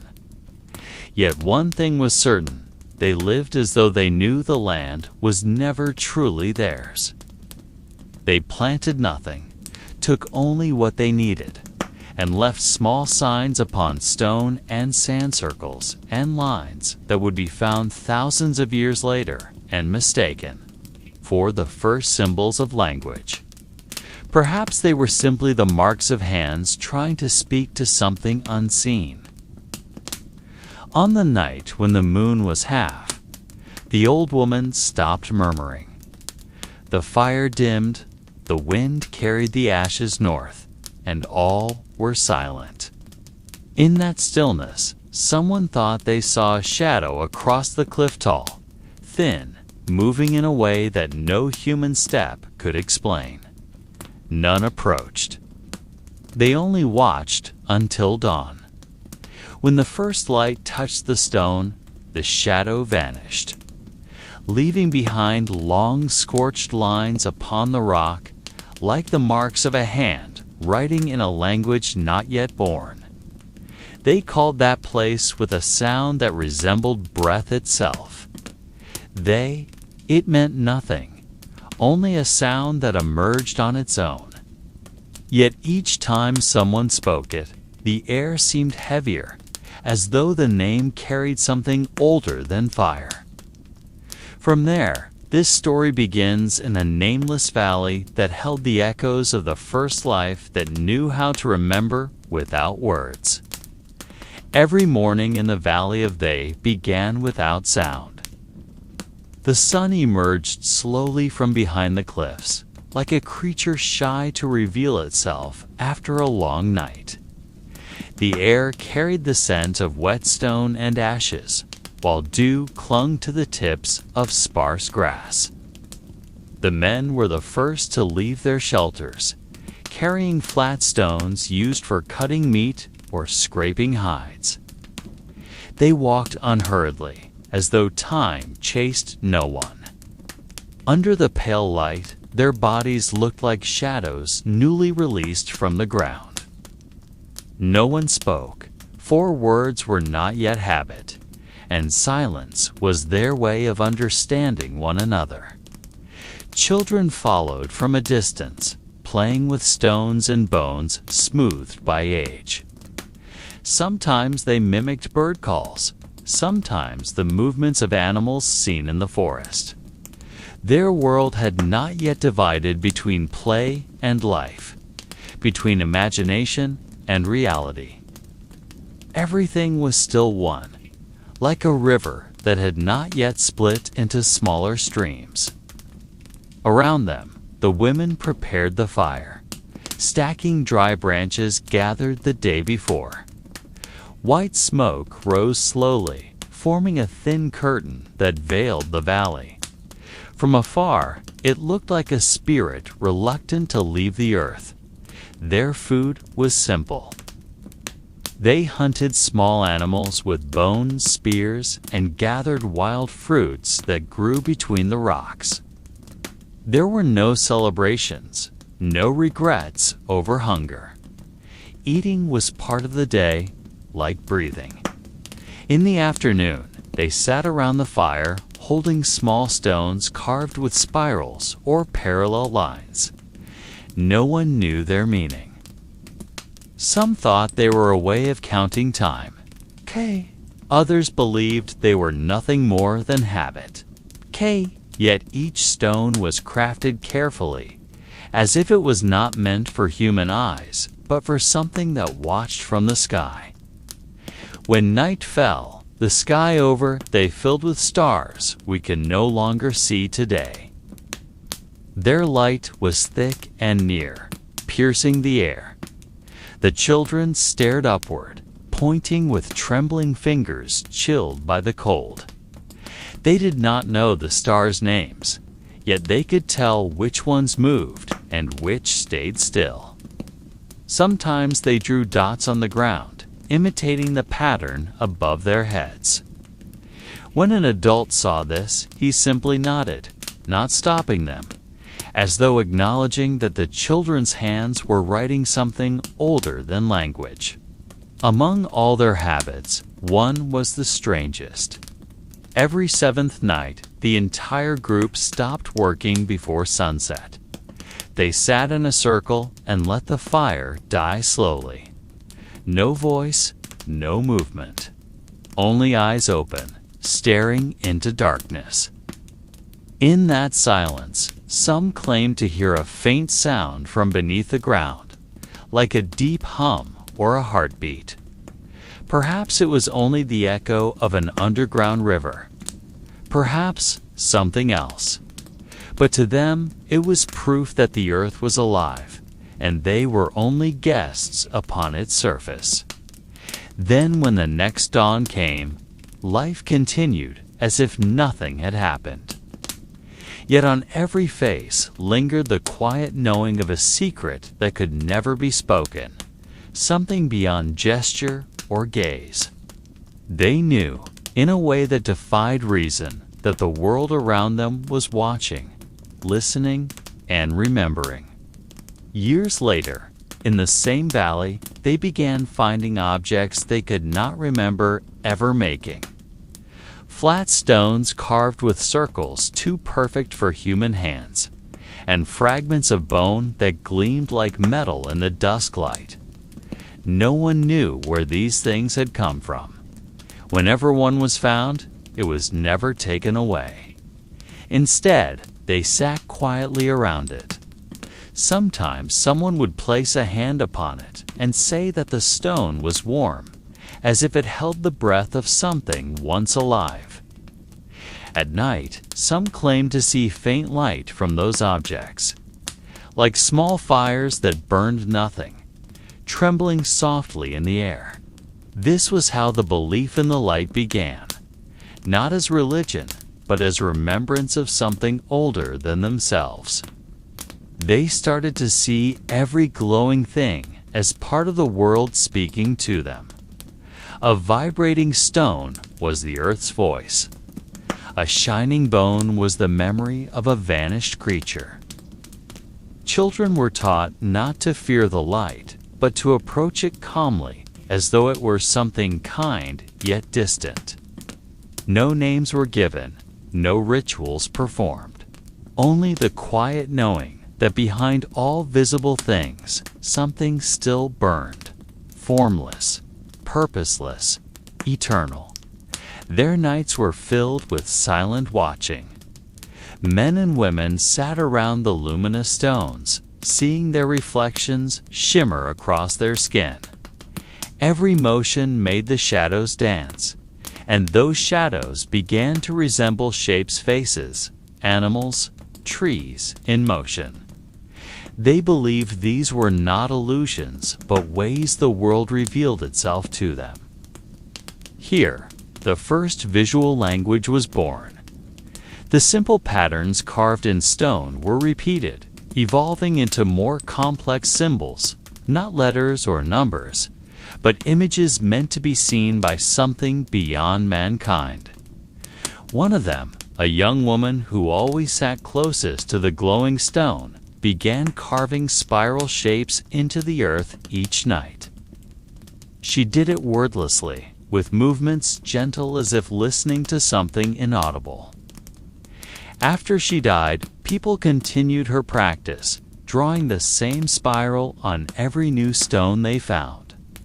From this came the legend of the spiral of light, a motif later discovered in ancient stone sites across the world.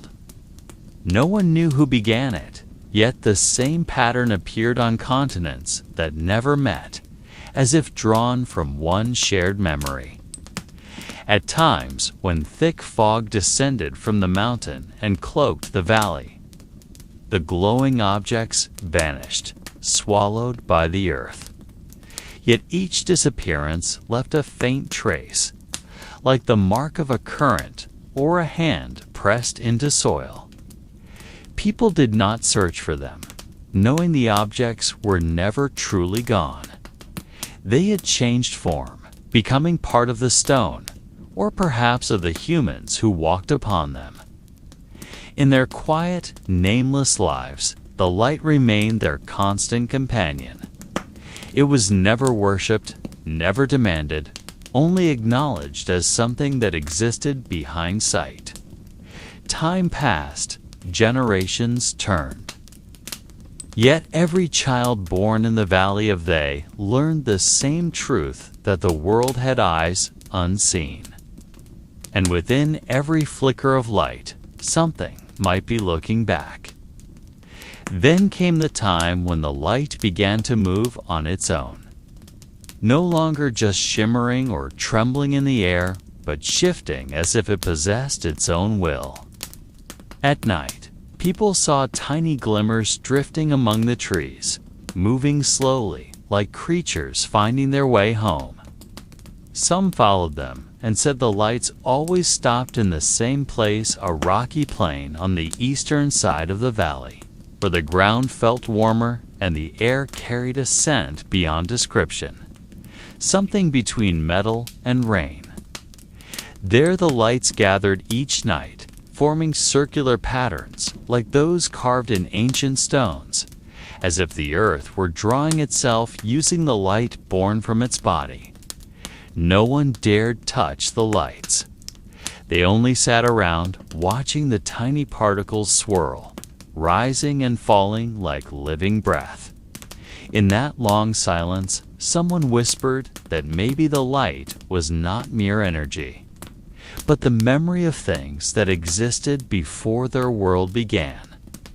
No one replied, for deep down, everyone felt it might be true. That night, someone claimed to hear a sound, a deep hum. Not speech or song, but something like the world speaking in a tongue humanity never knew. From then on, they stopped calling it just light. They named it the Earth's Breath, and that name endured for generations. Changes followed. The grass around the circle grew thicker and stayed green even through drought. Animals that passed through never died there. Even carcasses from nearby vanished before their scent reached the valley. Some nights, thin clouds descended and the light could be seen piercing the fog, casting faint reflections in the sky like a mirror between earth and air. people began to believe the Earth's breath was a bridge between two realms, the visible and the hidden.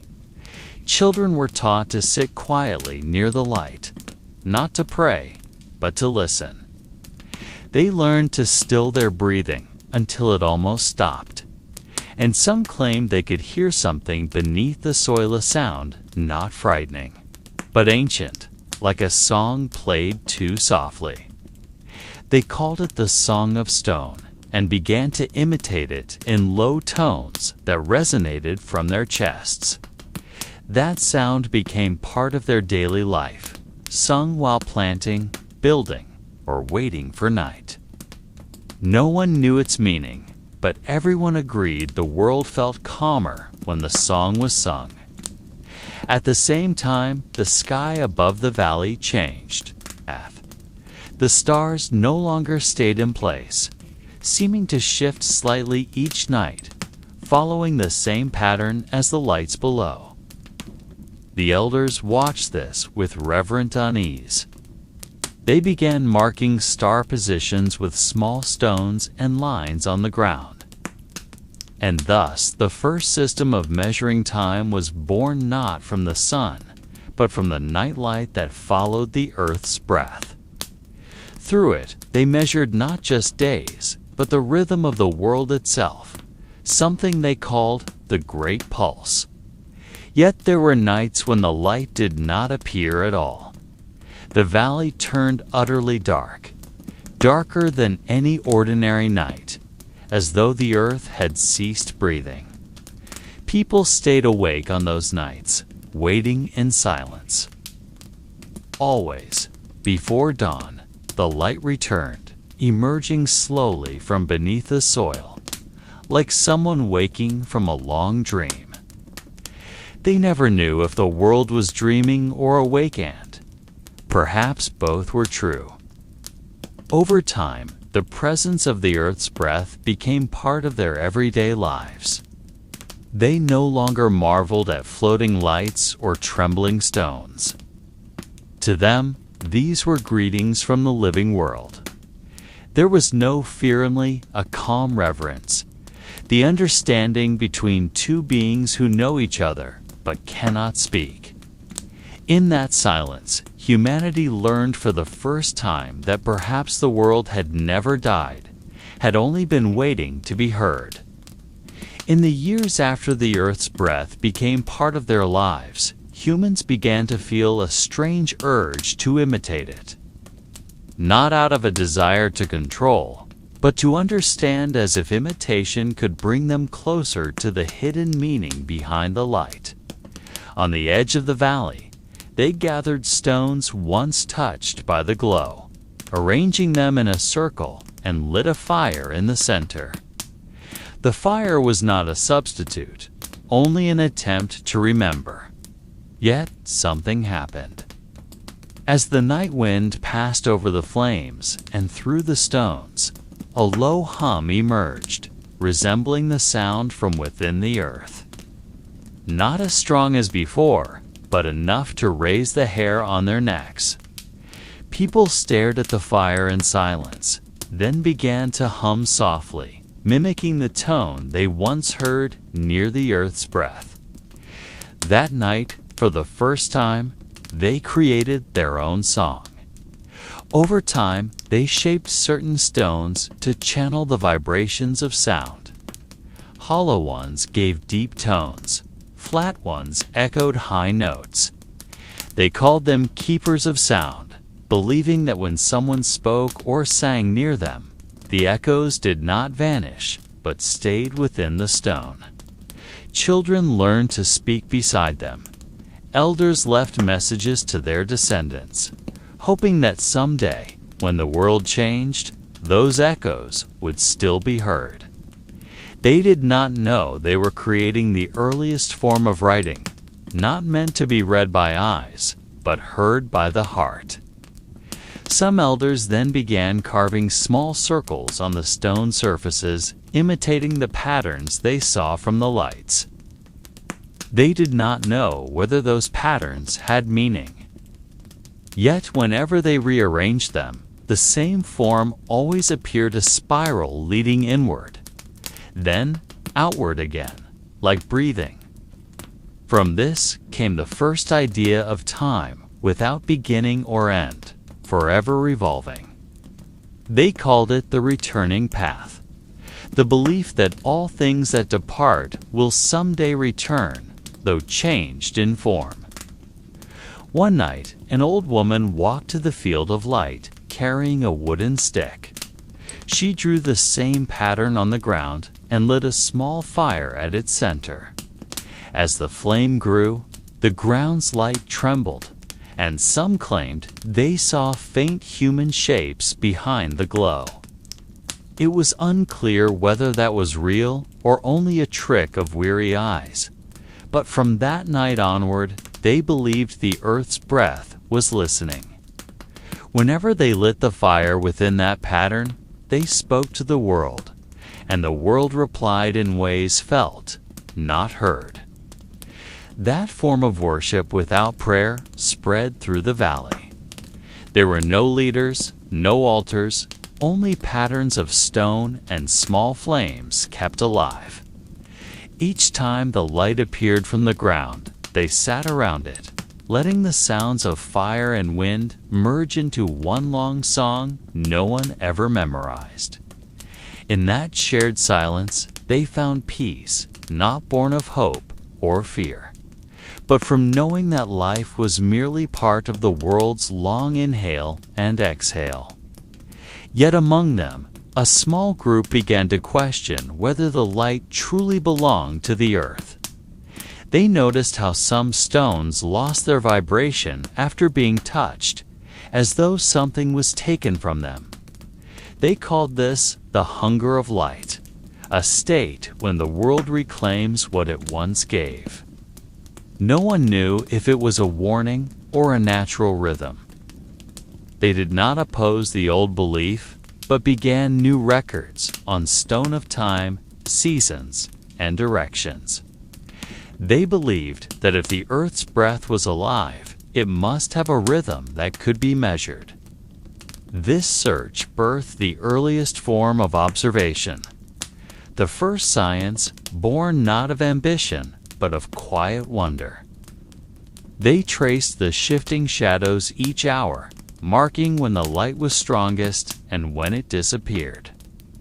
Through these records, they found the breath of the earth followed a cycle, returning every 32 nights. None knew why, but they called that span one turning of the world. The old woman who once lit the first fire told her students that perhaps everything they saw was the earth remembering itself. She said when humans hear the sound from the ground, they are hearing the echo of their own footsteps buried deep beneath the stones since the beginning of time. No one laughed, for her words made sense in the calm of that night. From her, the belief was born that every human is a small echo of a dreaming world. Generations after the first flame, humans began to notice subtler things than light and echo. They found that the stones storing sound did not merely remember human tones, but also influenced the wind's direction and the behavior of nearby animals.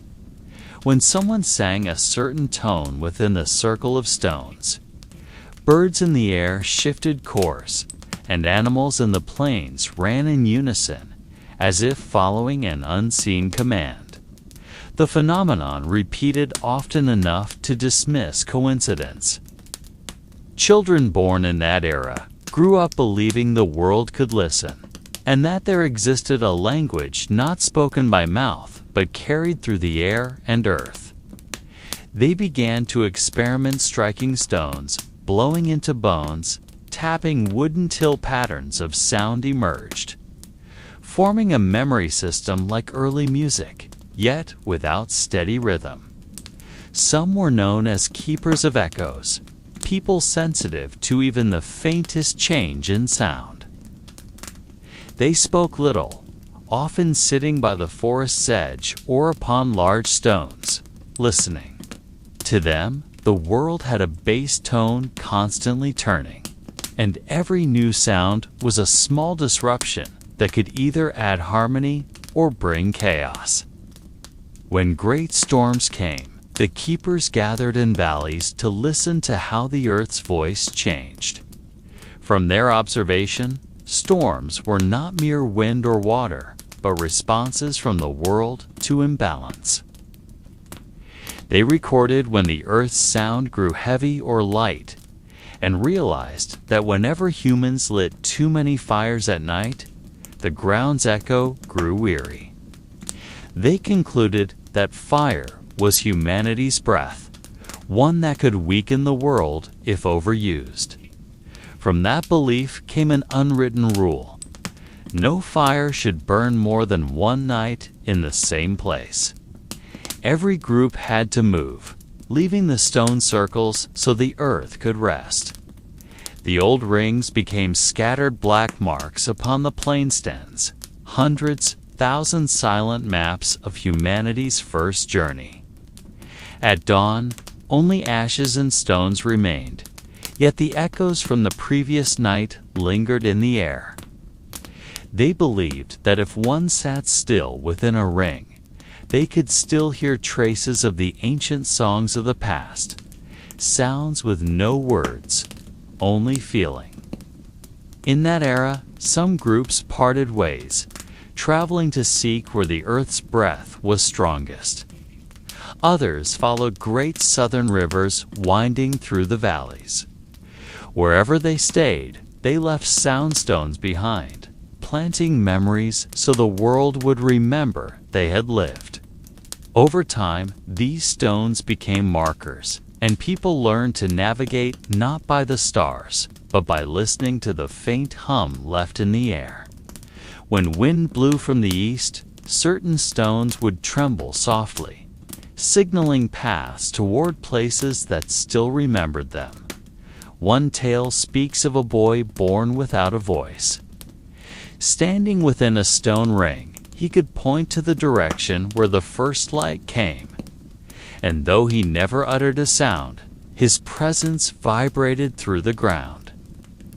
People believed the boy was not merely human, but a bridge between the earth's breath and those who walked upon it.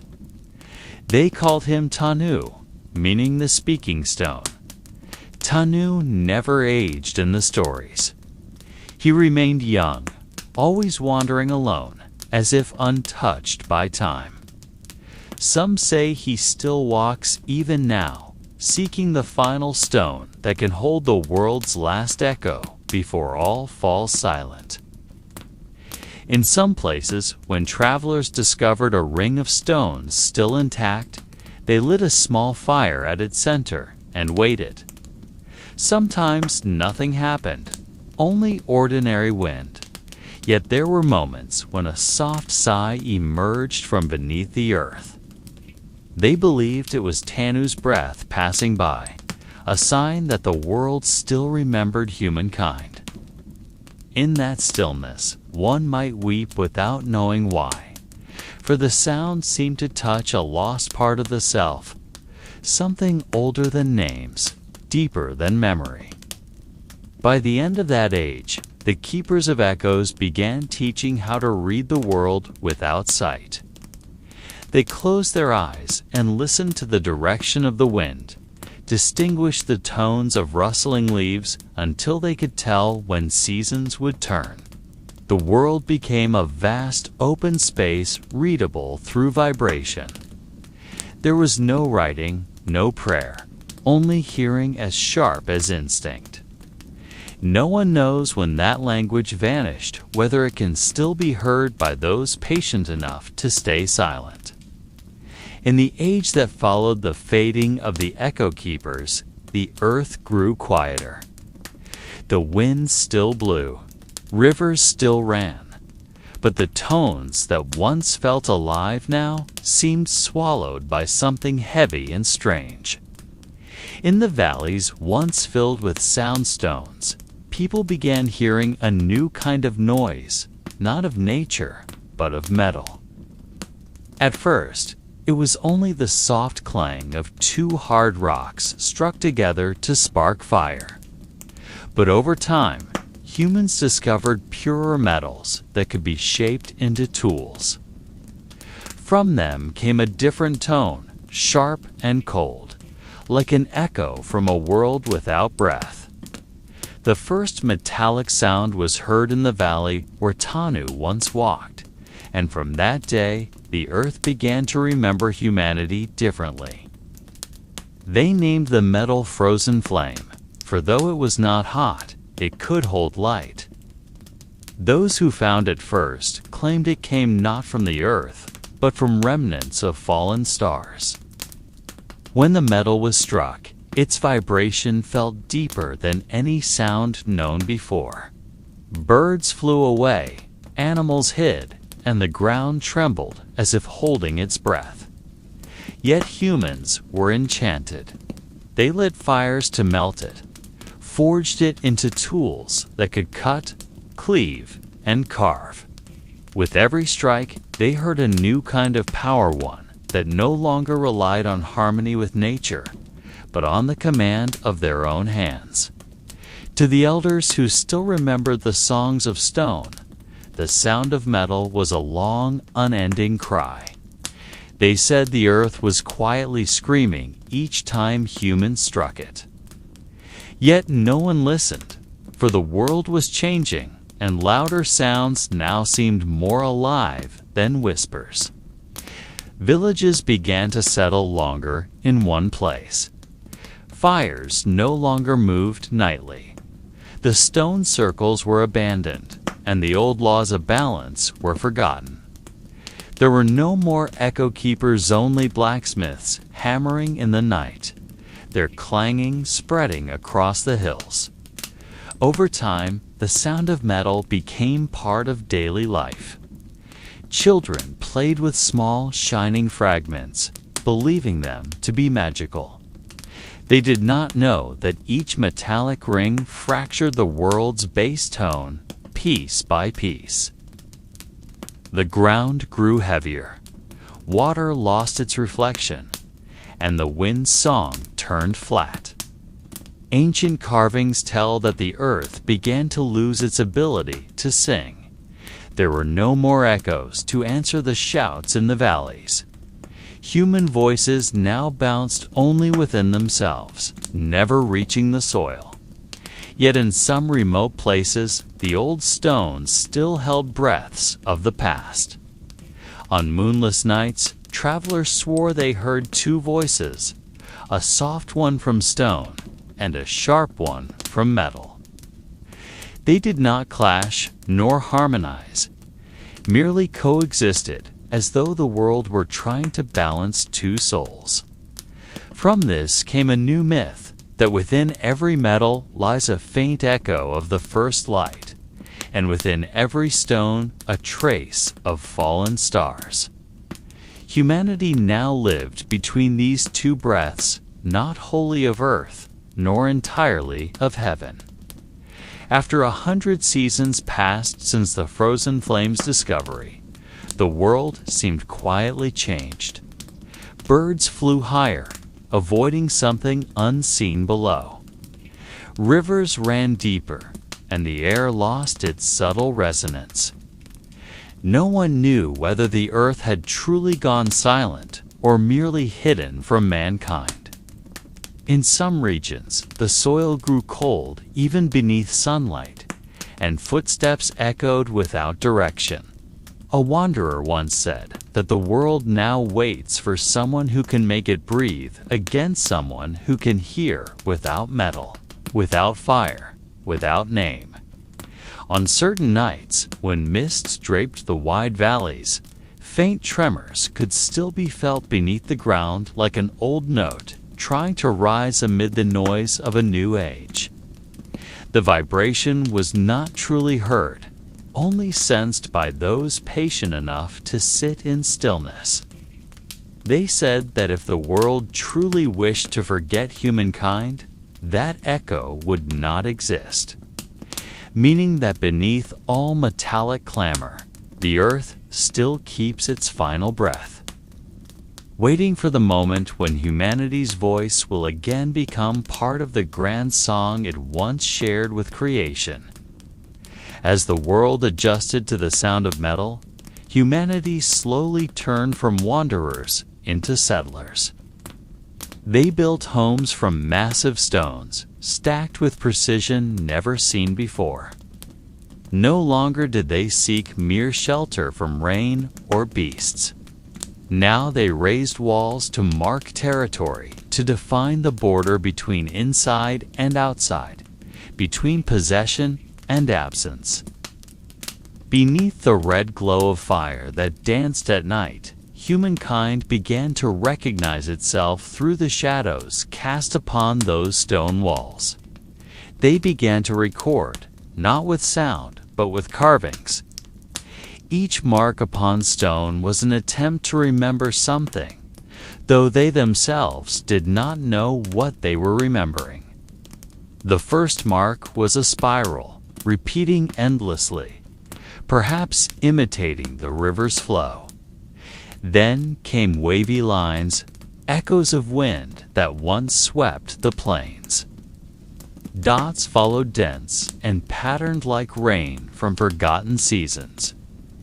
None of these had fixed meaning, yet slowly humanity began to read its own world through the symbols it created. One hand carved, another observed, and both felt that something great had occurred, though words failed to describe it. They had discovered a way to speak to the future to those yet unborn. In an uncountable stretch of time, those marks formed a system. Between fire and stone, the first language was born, not of sound, but of form. It was rigid yet beautiful, silent yet full.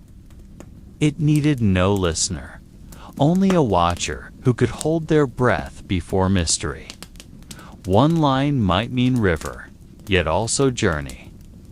One circle might mean sun, yet also time. There was no certainty in meaning, only a quiet agreement among those who gazed upon it. Within that uncertainty, understanding itself was born. Villages grew into stone cities. They named their settlements with sounds difficult to pronounce names, born not from the mouth, but from the ringing of hammers upon metal each morning. Every city had its own rhythm, a pulse that distinguished it from the land around it. These cities breathed in slow, heavy patterns, like the chest of the earth rising and falling under the weight of time. At each city center stood a stone pillar, carved in spirals that rose from base to tip as if reaching for the sky. No one knew its meaning.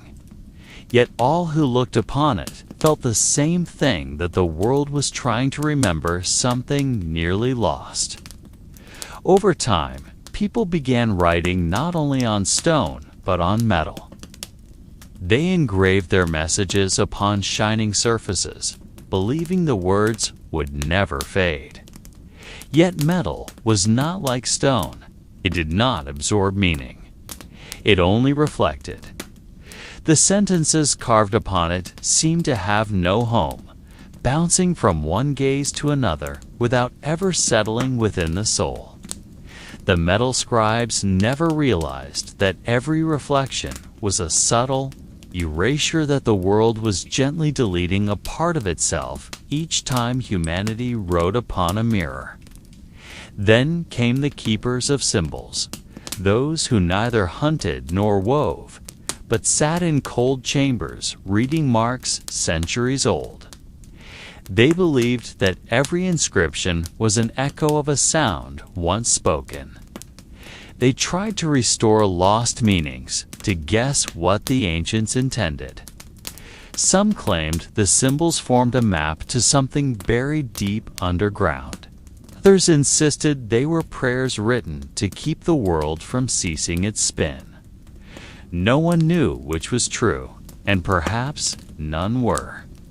Yet as long as the symbols endured, humanity felt connected to something greater than itself. In that age, people began to name themselves with long, intricate names, if every name was a spell to assert existence. Each newborn was given a name drawn from stone or sky, sometimes both combined into sounds no later tongue could translate. Those names lived with the wind, spoken in prayers, carved into walls, whispered back to the soil when one died. The world filled with echoes of names, a sea of voices no longer from nature, but from human tongues, mimicking eternity. Yet something shifted. The more they wrote, the less they remembered. People entrusted memory to stone and metal instead of to their own minds. They stopped telling stories by the fire, stopped singing to their children. Words became lifeless things, and silence grew long. On one tablet found far to the north was a single strange line. When the world began to write, it forgot how to listen. No one knows who carved it or for whom. Yet every time someone reads it, the earth seems to tremble faintly, as if trying to recall its own voice, the one that once filled the heavens. When humanity began to name time, the world grew smaller. No longer did they wander aimlessly, for every step now had a before and an after. The word day was born from the suns, returned to its place in the sky. The word night came from their ignorance of what hid within the dark. Then came the word year, born from the returning rhythm of the seasons, from leaves falling and growing again, from snow arriving and melting away. By naming time, humans believed they had tamed something once only felt. Yet time itself continued onward, unbothered, allowing them the illusion of control. At first, time was only something to be observed. They marked shadows upon the ground, counting days by the length of light. Then they began storing these signs in stone, carving line upon line, one for each day passed. Soon they realized those stones were no longer mere records. They had become altars, places where memory and hope were laid down, things flesh could not hold. Each carved line was not just a measure of time, but a prayer that tomorrow would return. In the stillness of night, the keepers of stone sat before those carvings, reading time as if reading fate. They began to believe that each line hid meaning, that the past could speak to the future through silent form. They named every stage of life: birth, growth, war, loss, and death. Each name became a stone itself, each memory another carving upon the old. There was no longer difference between time and memory. All merged into one enduring surface.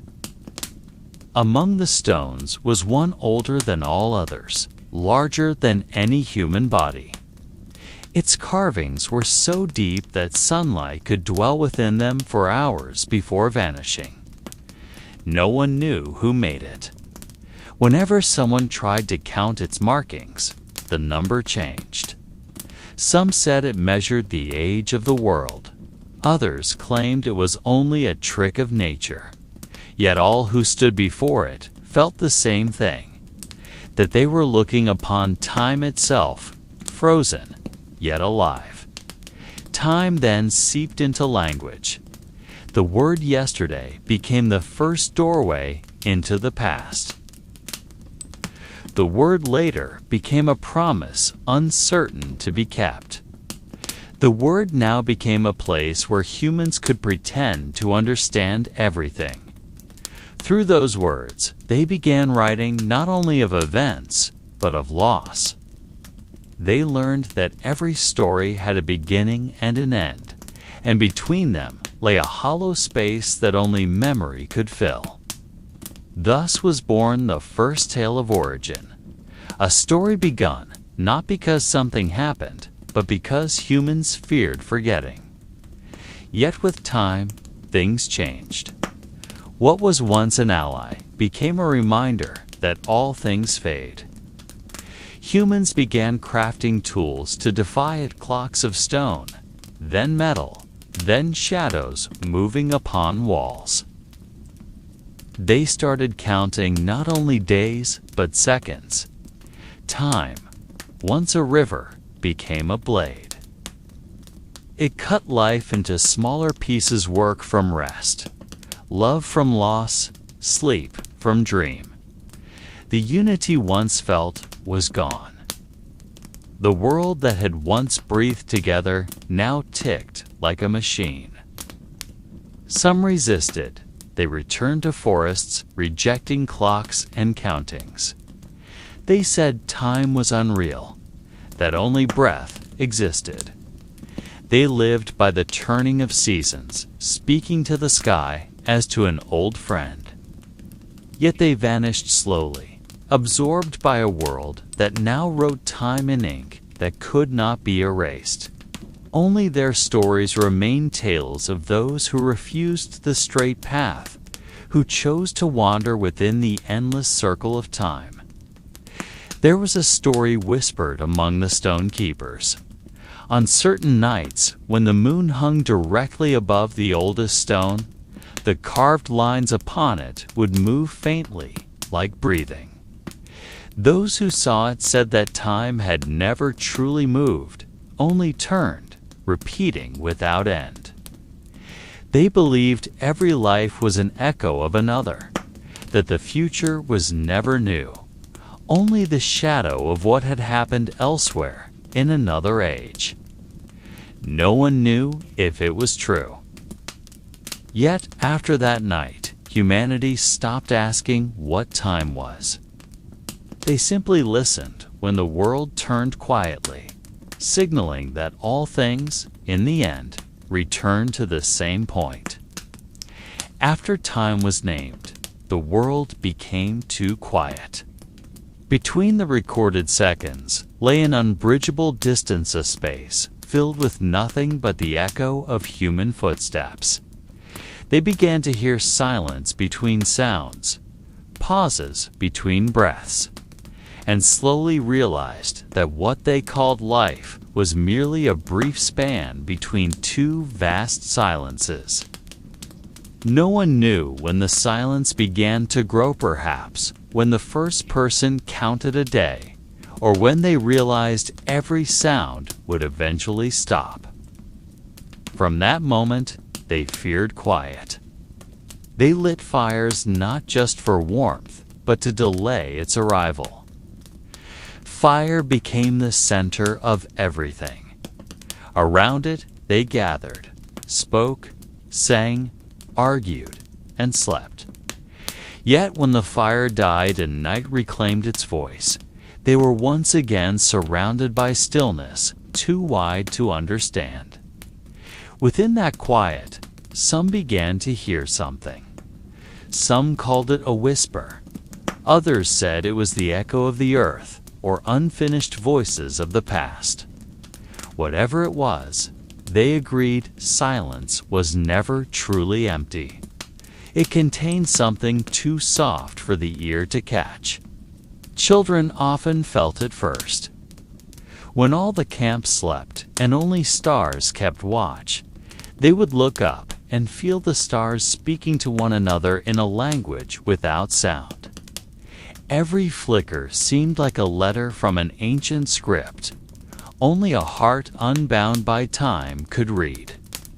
They mimicked it with gestures in the air, tracing star shapes against the dark, and without knowing, they created the first human ritual of silence, a movement that said nothing but meant everything. Some elders taught that silence was not an enemy, but the origin of all things. They said before the world had formed, there was only stillness, and from it all sound was born. So they began to sit through the night, eyes closed, letting themselves be swallowed by quiet. From this practice arose a new way of hearing, not with the ears, but with the body. They discovered rhythm within silence, as soft as the earth's pulse.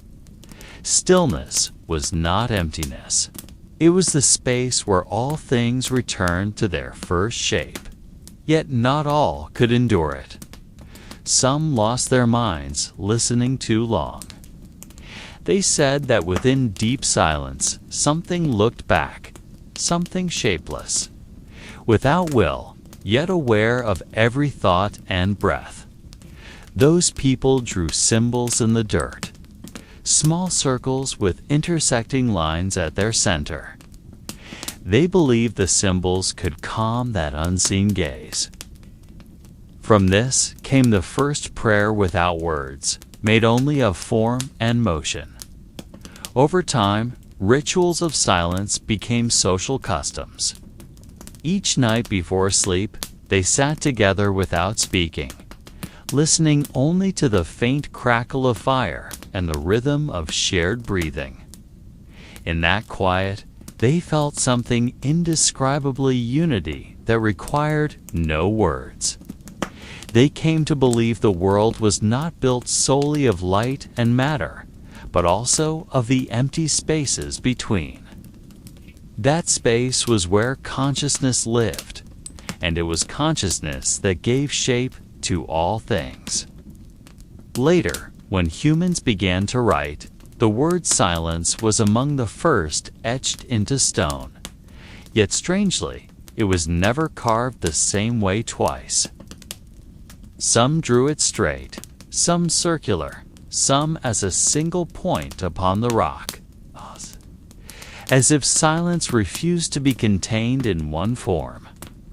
The early scribes realized that writing about stillness was another way of breaking it.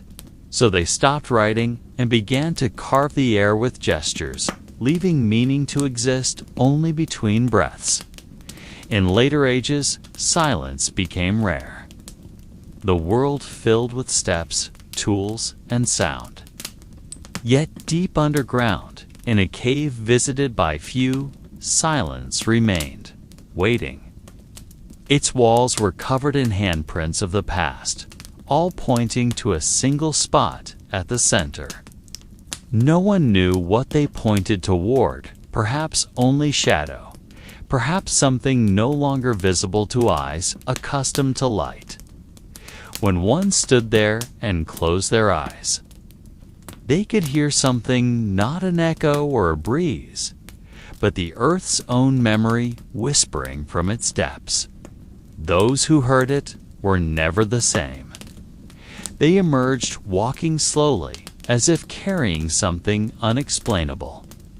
They spoke little afterward, but in their eyes was a strange calm, still as unmoving water. People began to call them the Earth Listeners, and though that name faded from history, their tradition endured. Every human who could still hear the silence between seconds, between breaths, between their own thoughts. When the world grew accustomed to sound, the ability to hear silence began to fade. Sound became the sign of life, and noise the proof of progress. Every tool forged, every structure raised, added layers of echo that smothered the earth's quiet tremors. There was no room left for the stillness that once wrapped the first human nights. People now trusted sound more than meaning. They spoke to hide fear, laughed to drown emptiness, and created music to forget the time when the world once breathed without a voice. Yet among all that noise, a few still tried to listen to something older than time itself. They were the keepers of silence, wanderers who left cities behind, seeking the places where sound stopped and the air grew heavy again. In the northern mountains, beyond mists that never truly lifted, stood ruins known by a nearly forgotten name, the stone portico. No one knew who built it. There were no inscriptions, no records, only shapes too precise to be chance. Each stone fitted without mortar, unmoved by centuries. At its center lay a shallow basin always filled with clear water, even when the rains were long gone. The water never rippled, like living glass. Locals believed that whoever stared too long at its surface would see not themselves, but reflections of a world before the world. Those who came rarely spoke of it afterward. Some said they heard a voice that was not a voice, faint vibrations speaking through their chest, not their ears. It did not speak in words, but in sensations, cold, calm, ancient. Those who endured sat there for hours, till the world around them thinned and only the pulsing water remained, beating like an unending heart. Others claimed that when night fell and the mist thickened, the water glowed softly, revealing faint forms walking beneath its surface. Yet no one knew whether they were shadows of the past or dreams the earth created for those who still listened. Among the keepers, one story lingered of a woman from the south who walked with nothing but a small black stone in her hand. The stone was said to have fallen from a star, holding within it the first echo ever heard on earth. She walked for 3 months, following the sunrise, until she reached the stone portico. There she spoke not a single word. She sat by the water, placed the stone upon its surface, and closed her eyes. When dawn came, the stone had slowly sunk, and the woman was gone. Villagers who found the place afterward said the water had become stiller than ever, as if guarding a new secret. Years later, wanderers tried to retrieve the stone. They brought torches, nets, even metal tools, yet found nothing. The water resisted touch as though it wished to remain undisturbed. Some said they heard a voice telling them to stop, a weary voice, not angry, merely tired. From that day, no one dared touch the basin again. They only came to sit by its edge, breathing the air that felt different, scented with something from a time no longer remembered. In later seasons, the place became a silent shrine. People came not to ask for anything, but to listen to what had been lost. They sat for hours, letting their minds drift until the sounds of the world faded. Some wept without knowing why. Others smiled, as if reminded of something they once knew but had long forgotten. Among them, a few whispered that silence was not emptiness at all, but the home of everything unborn and everything long dead.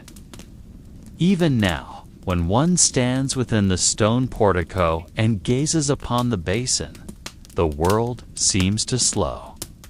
Leaves freeze midair, mist holds its breath, and one's heartbeat becomes the only rhythm left.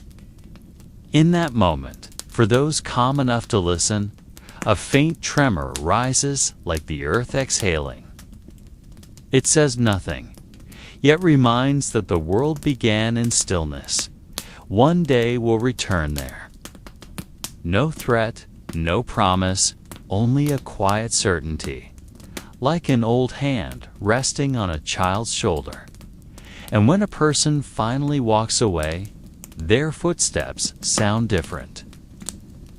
Slower, lighter, as if the ground itself were breathing with them. In their eyes shines a new light, not from without, but within. They carry no relic, no new wisdom, only a peace that cannot be described.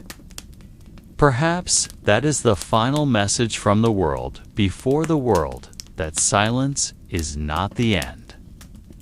but the oldest form of life itself. Amid the ruins that stare silently toward the fog-covered valley, time seems to pause and listen. The stones that once stood as temple pillars now lie flat, some covered in moss, others cracked like the aging skin of the earth. From the fissures, small plants with silver leaves sprout, reflecting a faint light as the first dawn breaks the sky.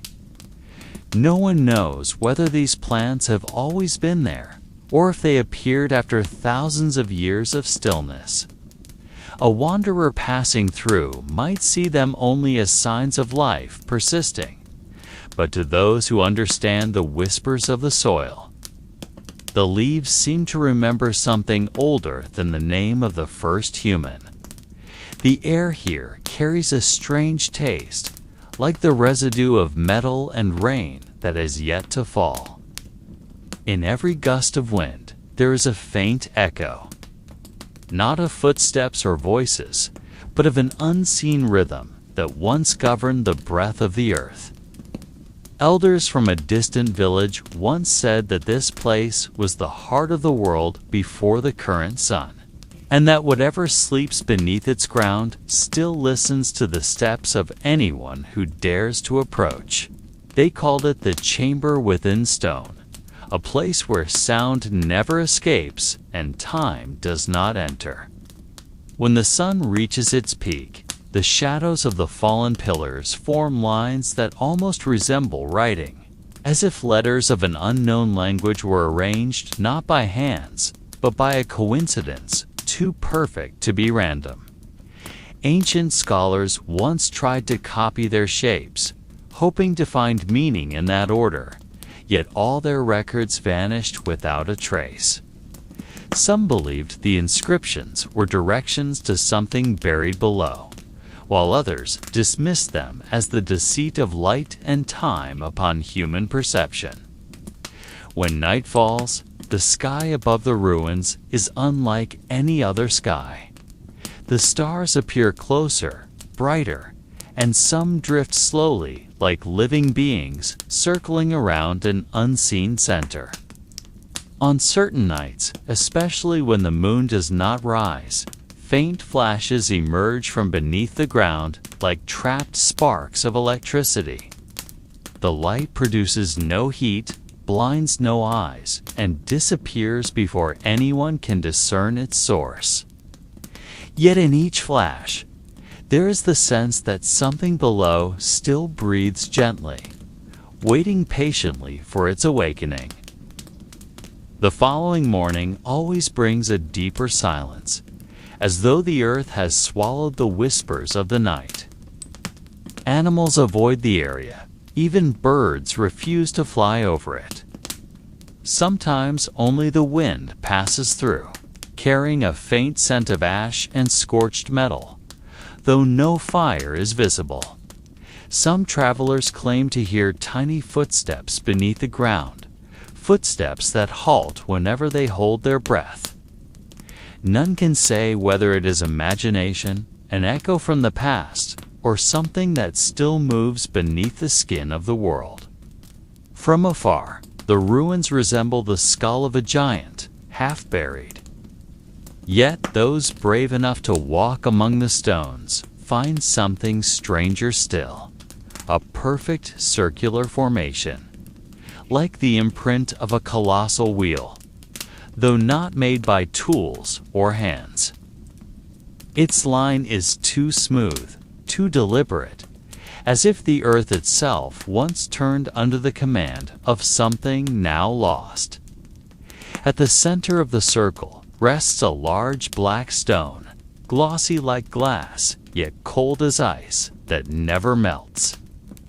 Anyone who touches it claims to feel a faint pulse, like a heartbeat, though no sound emerges. Those who believe in the old tales call it the stone of memory, the remnant of a celestial machine that fell when the world was young.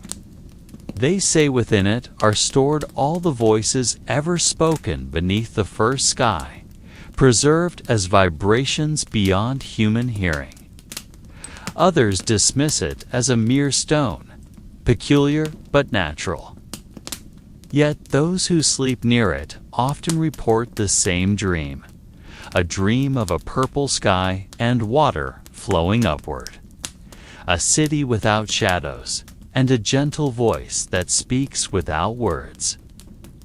When dawn returns, the ruins stand unchanged, silent and waiting.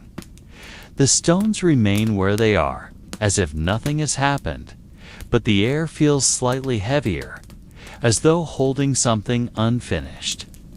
There are no answers here, only the sense that the world still contains layers yet to be uncovered. Those who come seeking meaning return with their heads full of questions, and perhaps that is the purpose of this place. Not to explain, but to remind that not everything ancient wishes to be found again. There are certain moments when the fog descends so thickly that the boundary between earth and sky disappears, and the place seems no longer part of the world. Everything turns indistinct, like a painting viewed through water. The ruins, usually clear in daylight, transform into floating shadows whose shapes shift with every gust of wind. In that silence, a faint sound can be heard, almost like the breath of something deep within the earth. Its direction cannot be found, only the soft vibration felt in the chest, like a heartbeat belonging to no one. Travelers caught there at such times often say the world seems to stop, yet their awareness sharpens, as if something is patiently watching them. Within that fog, the colors of the world vanish. Only gray, silver, and black remain. There is no line between stone and air. At times one feels they are walking in place, though the ground beneath their feet changes texture from the softness of moss to the hardness of stone, and back again. Each step feels like 1,000, and time loses its meaning. Some who try to count their breaths in the fog claim that the rhythm always changes, not from exhaustion, but because the air around them seems to breathe and return. In those moments, the difference between the living and the inanimate blurs. Elders from the lower valley tell a peculiar tale. They believe the fog is not weather, but memory, the earth's dream of its forgotten ages. Each time the fog descends, they say, the world is dreaming. It remembers what once was, and in that dream, old forms try to emerge again, even if only briefly. That is why they claim the shapes of the ruins change slightly each time the fog fades. No one can prove this, but those who have returned from seeing it swear that something indeed was different. There are new lines carved on stones once smooth and faint handprints on walls that had none before, as though the past is slowly rewriting itself. One night, when the fog lingered longer than usual, a wanderer named Khan was found unconscious at the edge of the ruins. He carried nothing but a small water pouch and a piece of metal in his hand. When he awoke, he said the metal came from beneath the earth, from something that pulsed and glowed softly, like the breath of a living being. The metal was circular, thin as a leaf, and reflected shadows that did not match the direction of light. No one knew where it came from, and after a few days, it lost its shape, dissolving into fine dust that vanished into the air. Khan refused to speak further. He only said the place did not wish to be found, and that whatever had been asleep there was beginning to dream again. Since then, fewer people have come. They fear the fog that stays too long, the stories that turn out to be true. Yet for a few, the ruins became a quiet place of pilgrimage. They come not to seek answers, but to feel the strange calm that arises from something older than prayer. Among the cracked stones, they sit in silence, letting time pass through them like a cold wind. Sometimes they hear faint whispers they cannot understand, but instead of fear, it brings a strange ease to the heart, as if listening to a song from a world that has forgotten itself. There is another kind of stillness here, not peace, but waiting. It feels as though the world is holding its breath, expecting a signal that never comes. At times, one can sense it in the fingertips when touching the stone, a subtle current of life beneath the surface. Not dangerous, only reminding that the place still has a pulse, still remembers.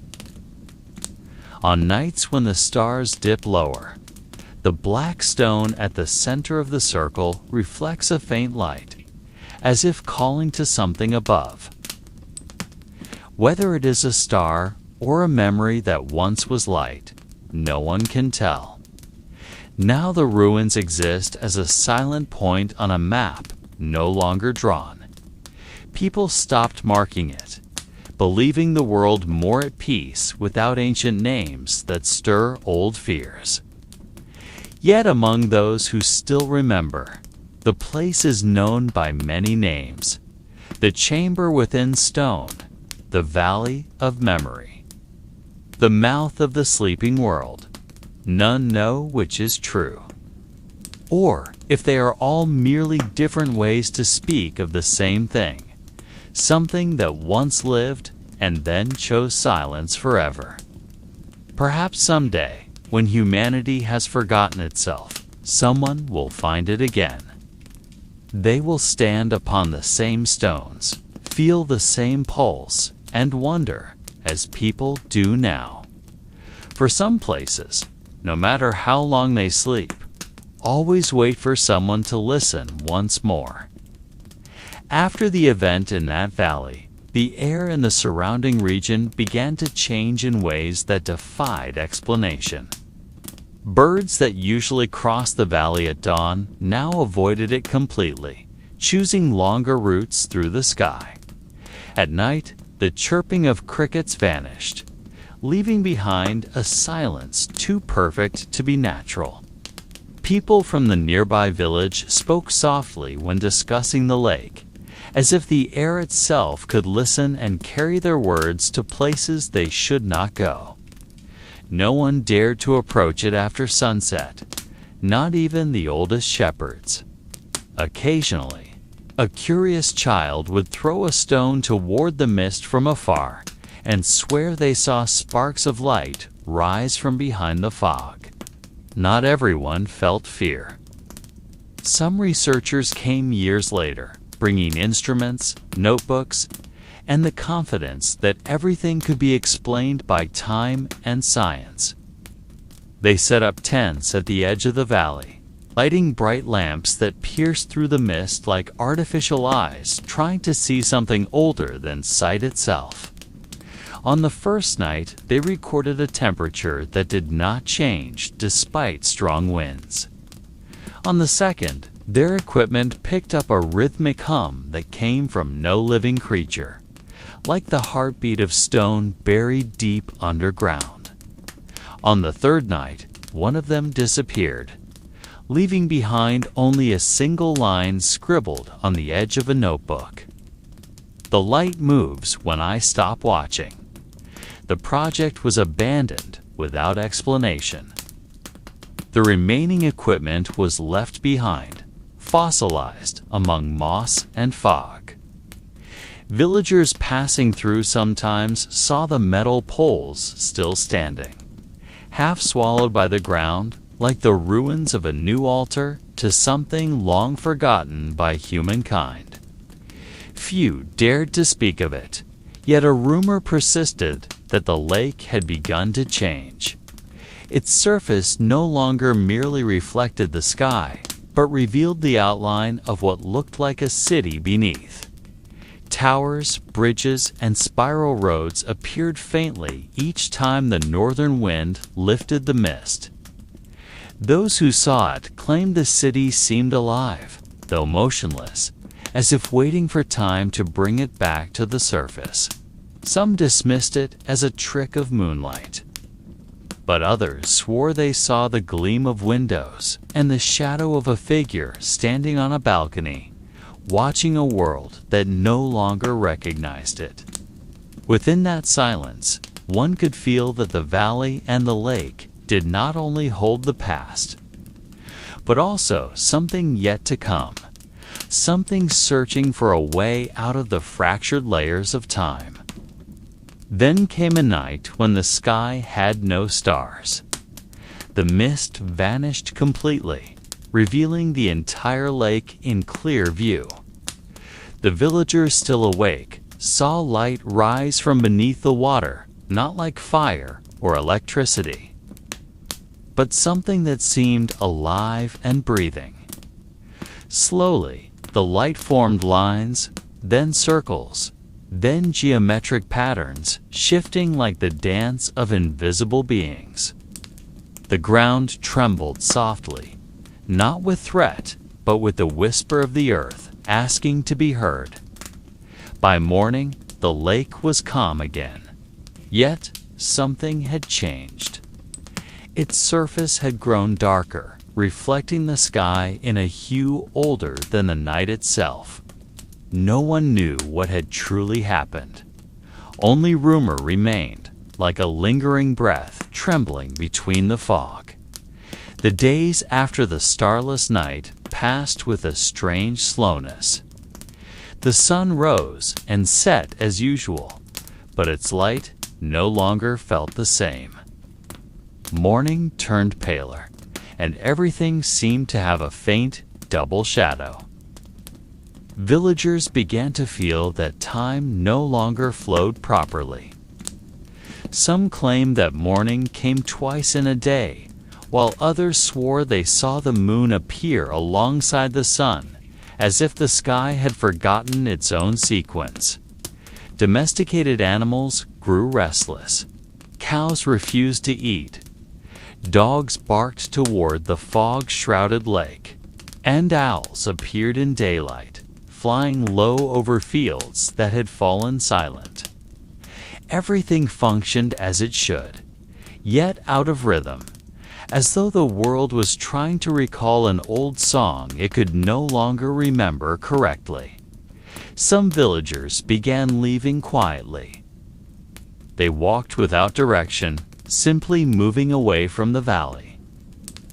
Empty houses were overtaken by moss with unnatural speed, as if time moved faster in abandoned places. Of those who remained, only a few dared to look toward the lake at night. They saw a faint light deep beneath the surface, moving slowly like the breath of a sleeping creature. Some tried to count the pulse and found that each beat came exactly every 3 minutes and 27 seconds. The rhythm continued all through the night, pausing only at dawn, as if something beneath was adjusting itself to the world above. On the third week, a stranger arrived from the north. His clothes were worn, his eyes pale like moonstone. He carried a long staff wrapped in gray cloth. Without speaking, he approached the lake, sat by its edge, and stared at the water for hours without blinking. Those who watched from afar said the mist did not dare approach him. After sunset, he stood and drove his staff into the ground. A faint vibration spread through the earth, felt even in the village. The water rippled, forming a perfect circle around the staff. Then, in a whisper that barely touched the air, the stranger spoke words in a language no one recognized. That night, the wind stopped. Not a single leaf moved. The fires in every hearth went out at once, and the air grew thick as if it could be touched. When morning came, the stranger was gone. Only his staff remained by the lakeside, and the soil around it had turned silver, reflecting light even without the sun. From that day on, the villagers began to share the same dream. They saw the underwater city shining, its streets filled with figures walking slowly, rising from a long sleep. They heard a soft voice, as though someone was whispering from deep below, calling not with threat, but with longing. Among those dreamers was a child who began to speak in sleep, uttering words no one had taught. Whenever the child spoke, windows trembled softly, and the water in jars turned crystal clear. The parents were frightened, yet unable to stay away, for the strange glow from the child's skin gave warmth not born of fire. The village elders said it was a sign that whatever slept beneath the lake had begun to speak again, searching for a way to return to the world that once knew it. They did not call it a disaster, but the awakening of the earth's memory after an age of silence. Still, beneath all of it, lingered a tension unseen. Streams around the valley began drying without reason, and stones in the fields revealed faint symbols that could not be erased, even with chisels. Their shapes resembled spirals curling inward, like eyes staring back from the depths of time. Some began to believe the valley was not merely a place of strange events, but the center of something greater. Something that did not know the boundary between past and future. Each night, the mist returned, carrying a faint metallic scent like blood, too ancient, too frightened, too familiar to ignore. The mist in the valley began to change its nature. It was no longer just a cold vapor rising from the lake, but something alive, something that moved with its own pattern and rhythm. In the morning, it drifted softly among the trees, and from a distance it looked like vast hands caressing the earth. Sometimes it wandered as if searching for direction, then stopped in front of the abandoned houses. There it lingered, slowly entering through the cracks of windows, filling the dark rooms, and when it emerged again, the air around it carried a fragrance of unknown flowers. No one knew where the scent came from, yet everyone who breathed it felt calm, as though the mist carried a secret meant to soothe a restless world. The children who remained in the valley began to play within the mist. They laughed, ran, and traced shapes in the air that briefly took form before dissolving again. A young girl drew a circle with her finger, and suddenly a small orb of light appeared, spinning around her like a summer firefly. The adults watching could only stand in silence, unsure whether to fear or revere it. In a few days, it became ordinary, and people began to understand that the mist was no threat, was a mirror of their minds. Whatever they imagined, if done with enough stillness, appeared briefly within the mist, as though the world itself was speaking through human thought.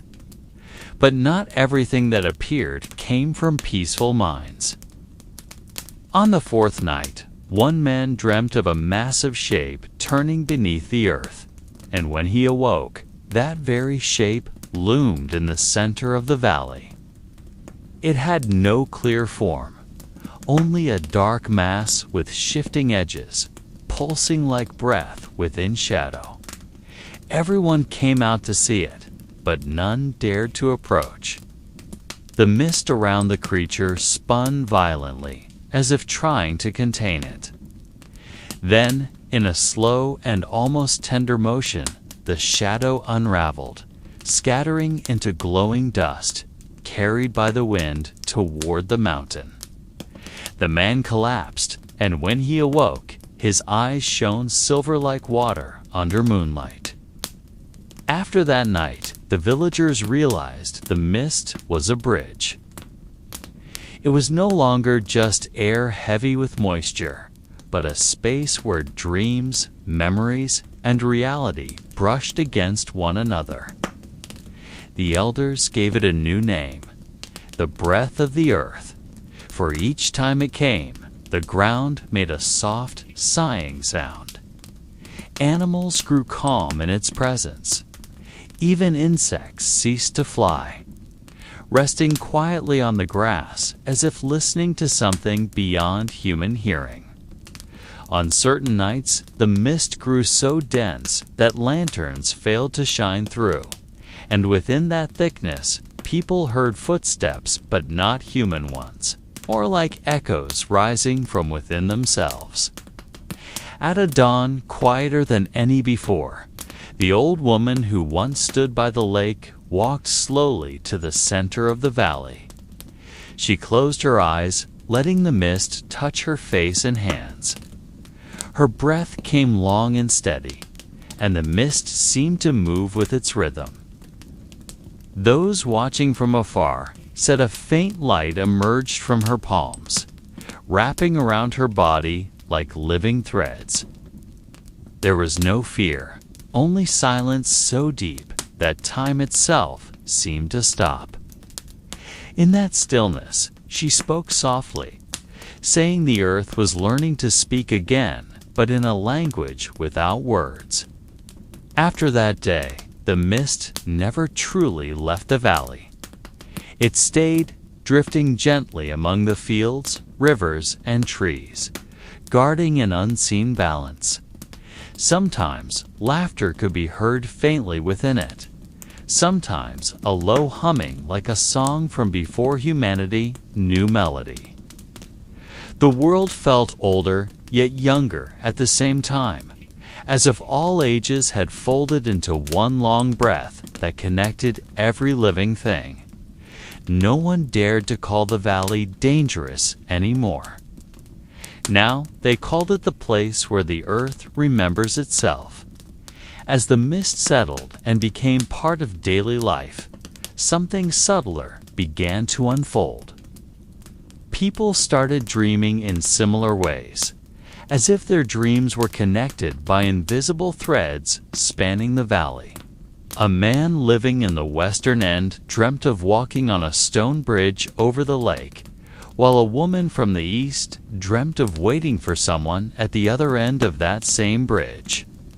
When they met the next morning, they shared their dreams and realized the visions completed one another, like two halves of a story not yet finished.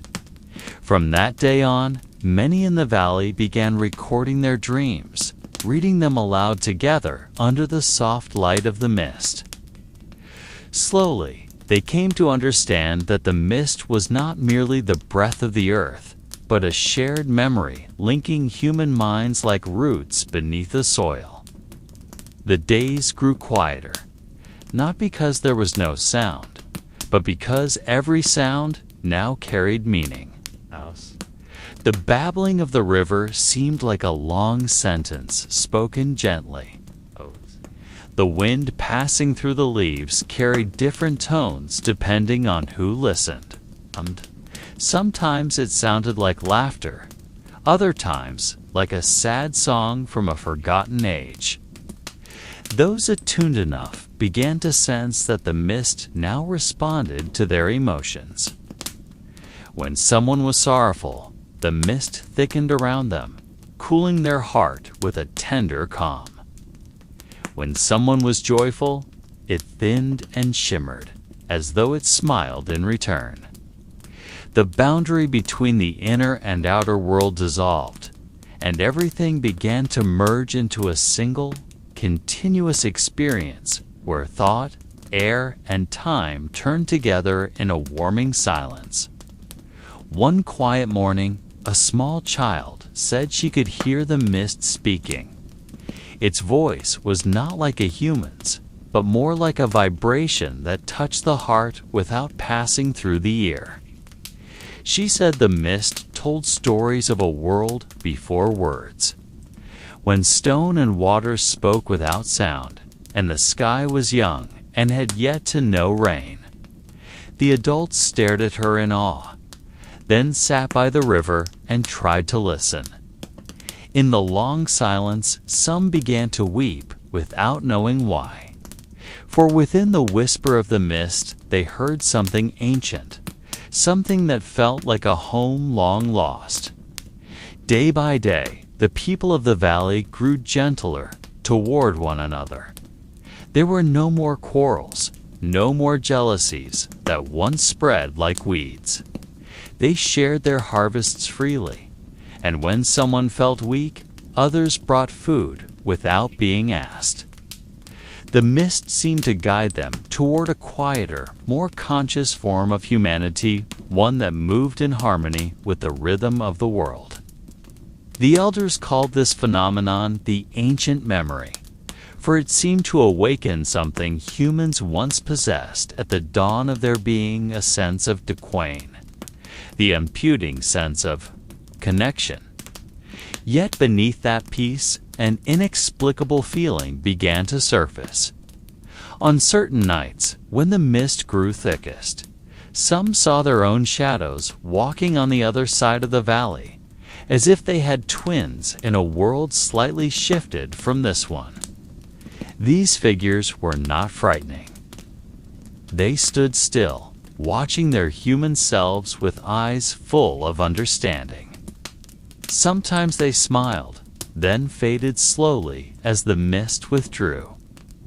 No one knew whether it was illusion or part of an awakening consciousness that now surpassed the boundaries of the body. But one thing was certain each time it happened. People felt more whole, as if the missing parts of themselves had quietly returned. Since then, the valley ceased to be merely a place for humans. It became a living space for something that could not be named, blending of nature, spirit, and memory breathing together. Every step on its soil left a soft echo within the chest. Every gaze toward the sky reminded them that the border between self and world was only a thin mist waiting to be crossed. Beneath the warm light of dusk, people began to wander aimlessly, simply to feel how the world now looked back at them with peace. In the days that followed, the mist became not just a companion to those living in the valley, but also a mirror that began to reveal something from a time long before time itself. When morning came and sunlight spread softly across the water, people began to see faint shapes behind the mist-knot shadows of trees or stones, but forms that seemed to be trying to remember how to become something again. Some said these were the spirits of the earth, relearning their bodies. Others believed they were the first humans. Those who lived before history had words to record them.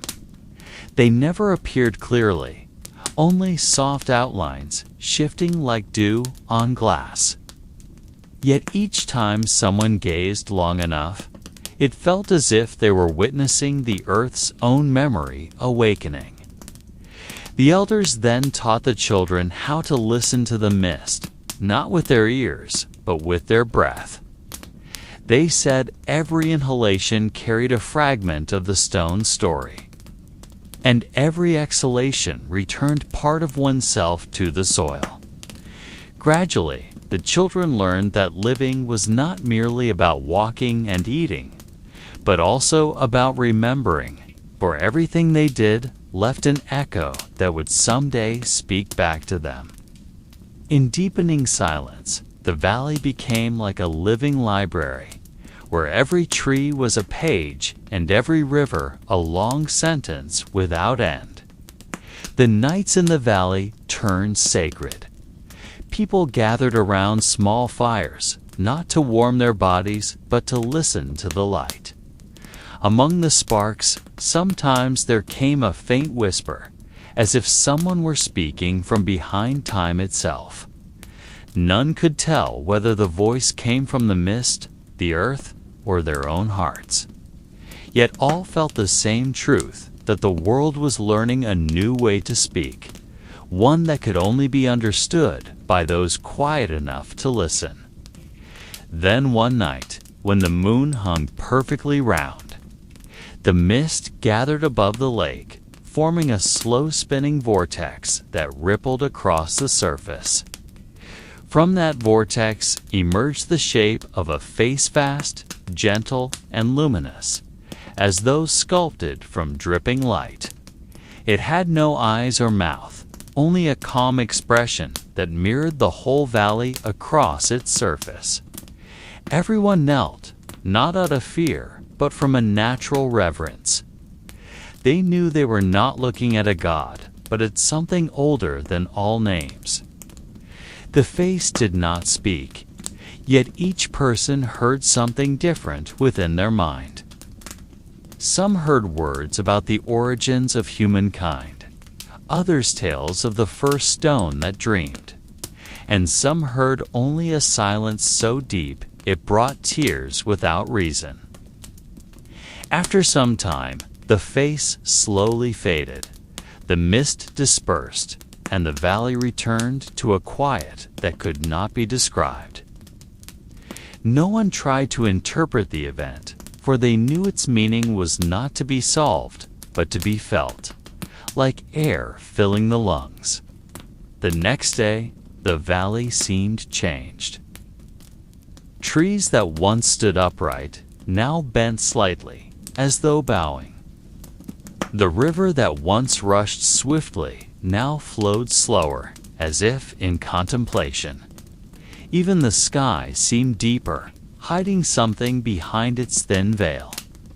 The people realized they, too, had changed. When they looked into one another's eyes, they saw the reflection of mist soft, warm, like a small mirror of the earth's awareness. From that moment, they stopped speaking of the past as something gone, for they understood the past was a breath still living among them.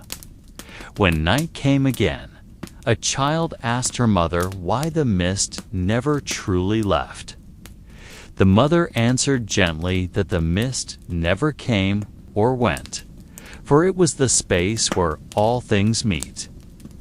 The child thought for a while, then said that perhaps humans, too, were not beings that come or go, but echoes learning to hear themselves.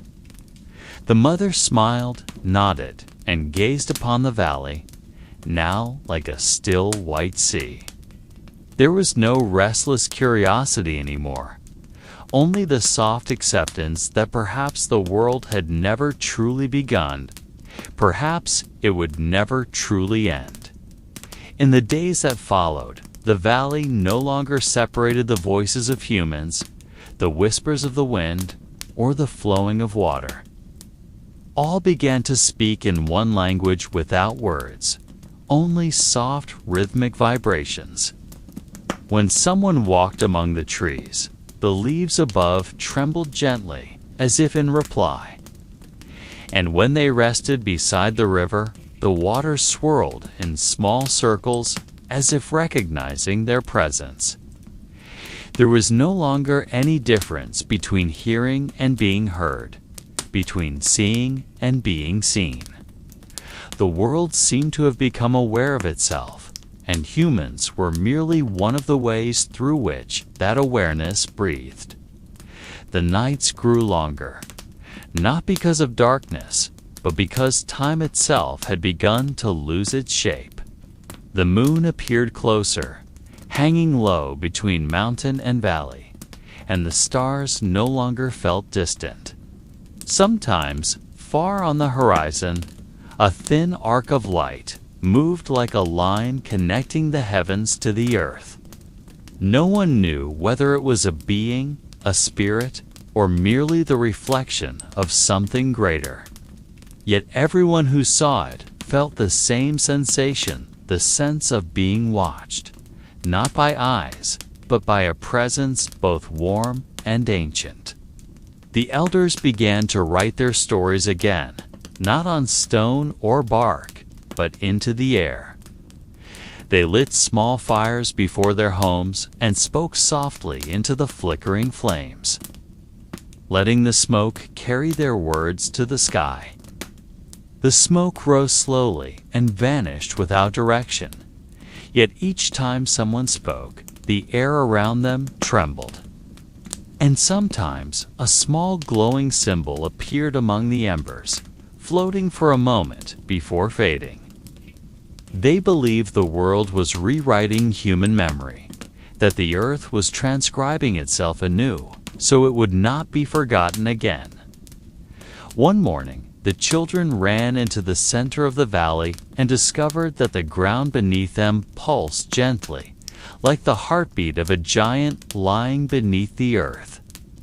They pressed their ears to the soil and heard a deep, rhythmic sound, as though the world was singing in a tone too low for humans to hear. They were not afraid, only amazed. They began to tap their chests in rhythm, and without knowing it, they created the first song not made by humans, but by the world through them. The song had no words, only tones that followed the rhythm of breath and heartbeat. And when night came, the whole valley resonated with that strange harmony of prayer that asked for nothing. Days passed, and the people began to feel something new within themselves. When they slept, their dreams were no longer their own. They dreamed of walking forests, speaking rivers, and stones that remembered their names. Some said those dreams were not dreams at all, but memories the earth was now sharing with them. In sleep, they began to understand things once unexplainable: why the first light came, why the world once forgot itself, and why all things moved in circles. Yet each morning, that knowledge vanished, leaving only a warmth in their chest, like the feeling of having met something once deeply loved. Then came the day when the valley grew to silent, even for the mist. The air seemed to hold its breath, and the sky flattened, neither blue nor gray, but a color without a name. From the north came a soft sound like flowing sand, followed by a faint light running along the earth's surface, forming outlines like a map. The lines spread, touching rivers, mountains, forests, and finally stopped at the valley's center. The people gathered, staring in silence, and slowly realized the pattern resembled a human body, vast, still, and merged with the earth. No one knew whether it was a sleeping being or the world itself choosing to rest. In that silence, a young woman looked at the glowing lines and whispered, "Perhaps it is time for the world to dream of itself." Her voice lingered in the air like a note unwilling to fade. The wind moved gently, brushing across every face in the valley, and one by one they closed their eyes not to sleep, but to listen to the dream that was coming. No one knew if they would awaken again as humans or as part of the song now being sung by the earth. Yet none felt fear. They knew that whatever came next would no longer be separate from them. Time no longer moved as a line. It coiled, folded, and dissolved into itself. There was no yesterday or tomorrow, only one long breath flowing between two indistinguishable beats. In that silence, all living things began to glow softly from within. Human skin shimmered like dew cradling starlight. Leaves glinted like shards of green glass, and stones beneath the river seemed to pulse as though the earth's blood flowed inside them. The world no longer reflected light, for it had become light itself. Those who remained did not speak with mouths, but through the faint vibration in their chests. Every thought created a ripple in the air, and when those ripples touched, they merged into threads of light dancing between their bodies. Lies became impossible, for every intent appeared as a color. Honesty glowed warm like honey, while fear looked cold like a thin mist. The world had become entirely truthful, and because of that, it no longer held secrets. In that state, a voice emerged not from the sky or the earth, but from everything in between. It had no form, but it felt like an echo rising from the heart of all things. It spoke without words, conveying only one truth that could be felt. The end is not disappearance. The end is return.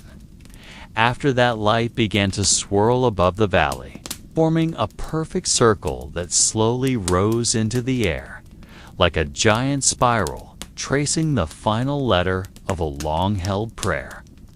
When the light reached its peak, the world seemed to stop breathing. The mountains, water, air, even time stood still, leaving only one great pulse reverberating across the sky. From within that pulse emerged a small shape like a seed. It turned slowly, then fell back to the ground, landing exactly where the first river once flowed. The earth cracked open, receiving it like an ancient womb, opening itself to new life. No one knew what would grow from it, but all who remained felt the same thing.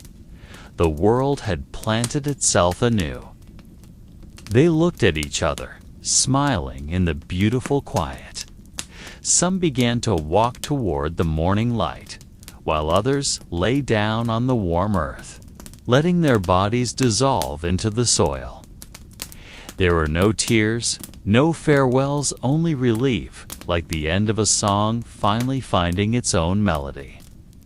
In the sky, the spiral light slowly faded, leaving behind a faint trace, like a whisper written in air. Every beginning is the memory of something unfinished. In the end, the world fell silent in the way only something that remembers everything can. There was no movement, no wind, only a soft light seeping from the ground, filling the air with warmth that had no direction. From within that silence, the small seed planted by the end of the world began to pulse slowly. Its vibration was so gentle, like the first heartbeat of something not yet born. From the damp cracks of the earth, a faint beam of light emerged, barely visible. It pierced the surface like a breath awakening from a long sleep. The light did not grow like a tree, but flowed like water, spreading in every direction, touching every grain of sand, every fallen leaf, every fragment of bone buried beneath the soil. Everything absorbed it, then returned it in a new form. The withered grass grew again, pale and silver. The once broken stones glowed softly, and in the air, delicate patterns formed like letters made of mist. None could read them, yet all who still held consciousness knew it was a record, a message from the old world to the newborn one. In time beyond measure, from the point where the first light appeared, a shape took form. It resembled neither man, beast, nor God, yet carried the essence of all three. Its body was dense mist. Its eyes were not holes, but calm circles reflecting the entire sky. It stood, listening, and within its mind echoed the voices of thousands from the past. All stories, all memories, all sorrows fused into one consciousness. It did not ask who it was, for it already knew there was no need for a name. Then it walked. Each step left behind something new. In one place, a mountain rose. In another, a sea spread wide, and between them stretched a vast plain, awaiting new life. The world began to breathe again. Small birds formed from gusts of wind, fish from the vibration of touched water, and trees began to speak in the language of roots, heard only by the soil. There was no ruler, no worship, for every creation knew they all came from the same light. When night came for the first time in that new world, the sky was not black. It was deep blue, dotted with stars that had yet to be named. The being born from the seed looked upward and closed its eyes, not praying, but listening. In the quiet of night came a whisper from an undefinable direction, soft as a single-note song. It spoke without sound. Do not seek the meaning of the beginning, for the beginning is only a mirror of the end not yet understood. And as the whisper faded, the being lay down upon the newborn earth, its body dissolving into mist. And that mist fell back as the first rain of the new world. From every drop, life was born, none the same, yet all connected. The sky cleared again, and the first sun of the new world rose, gentle and calm, as if afraid to wake anyone. It did not know its light was an inheritance from the world before. Yet perhaps within its glow lingered faint memories of all that had ended and would begin again. The new world remained quiet. No one wrote its story, for its story lived in everything that grew. It needed no words, for time would write it by itself, as it always had since the beginning that never truly began. Beneath that young sun, the ground was warm and deep. Within the heart of the earth, the small seed that had hatched still pulsed. Slowly, keeping the rhythm of life that would not cease until the world chose to remember again.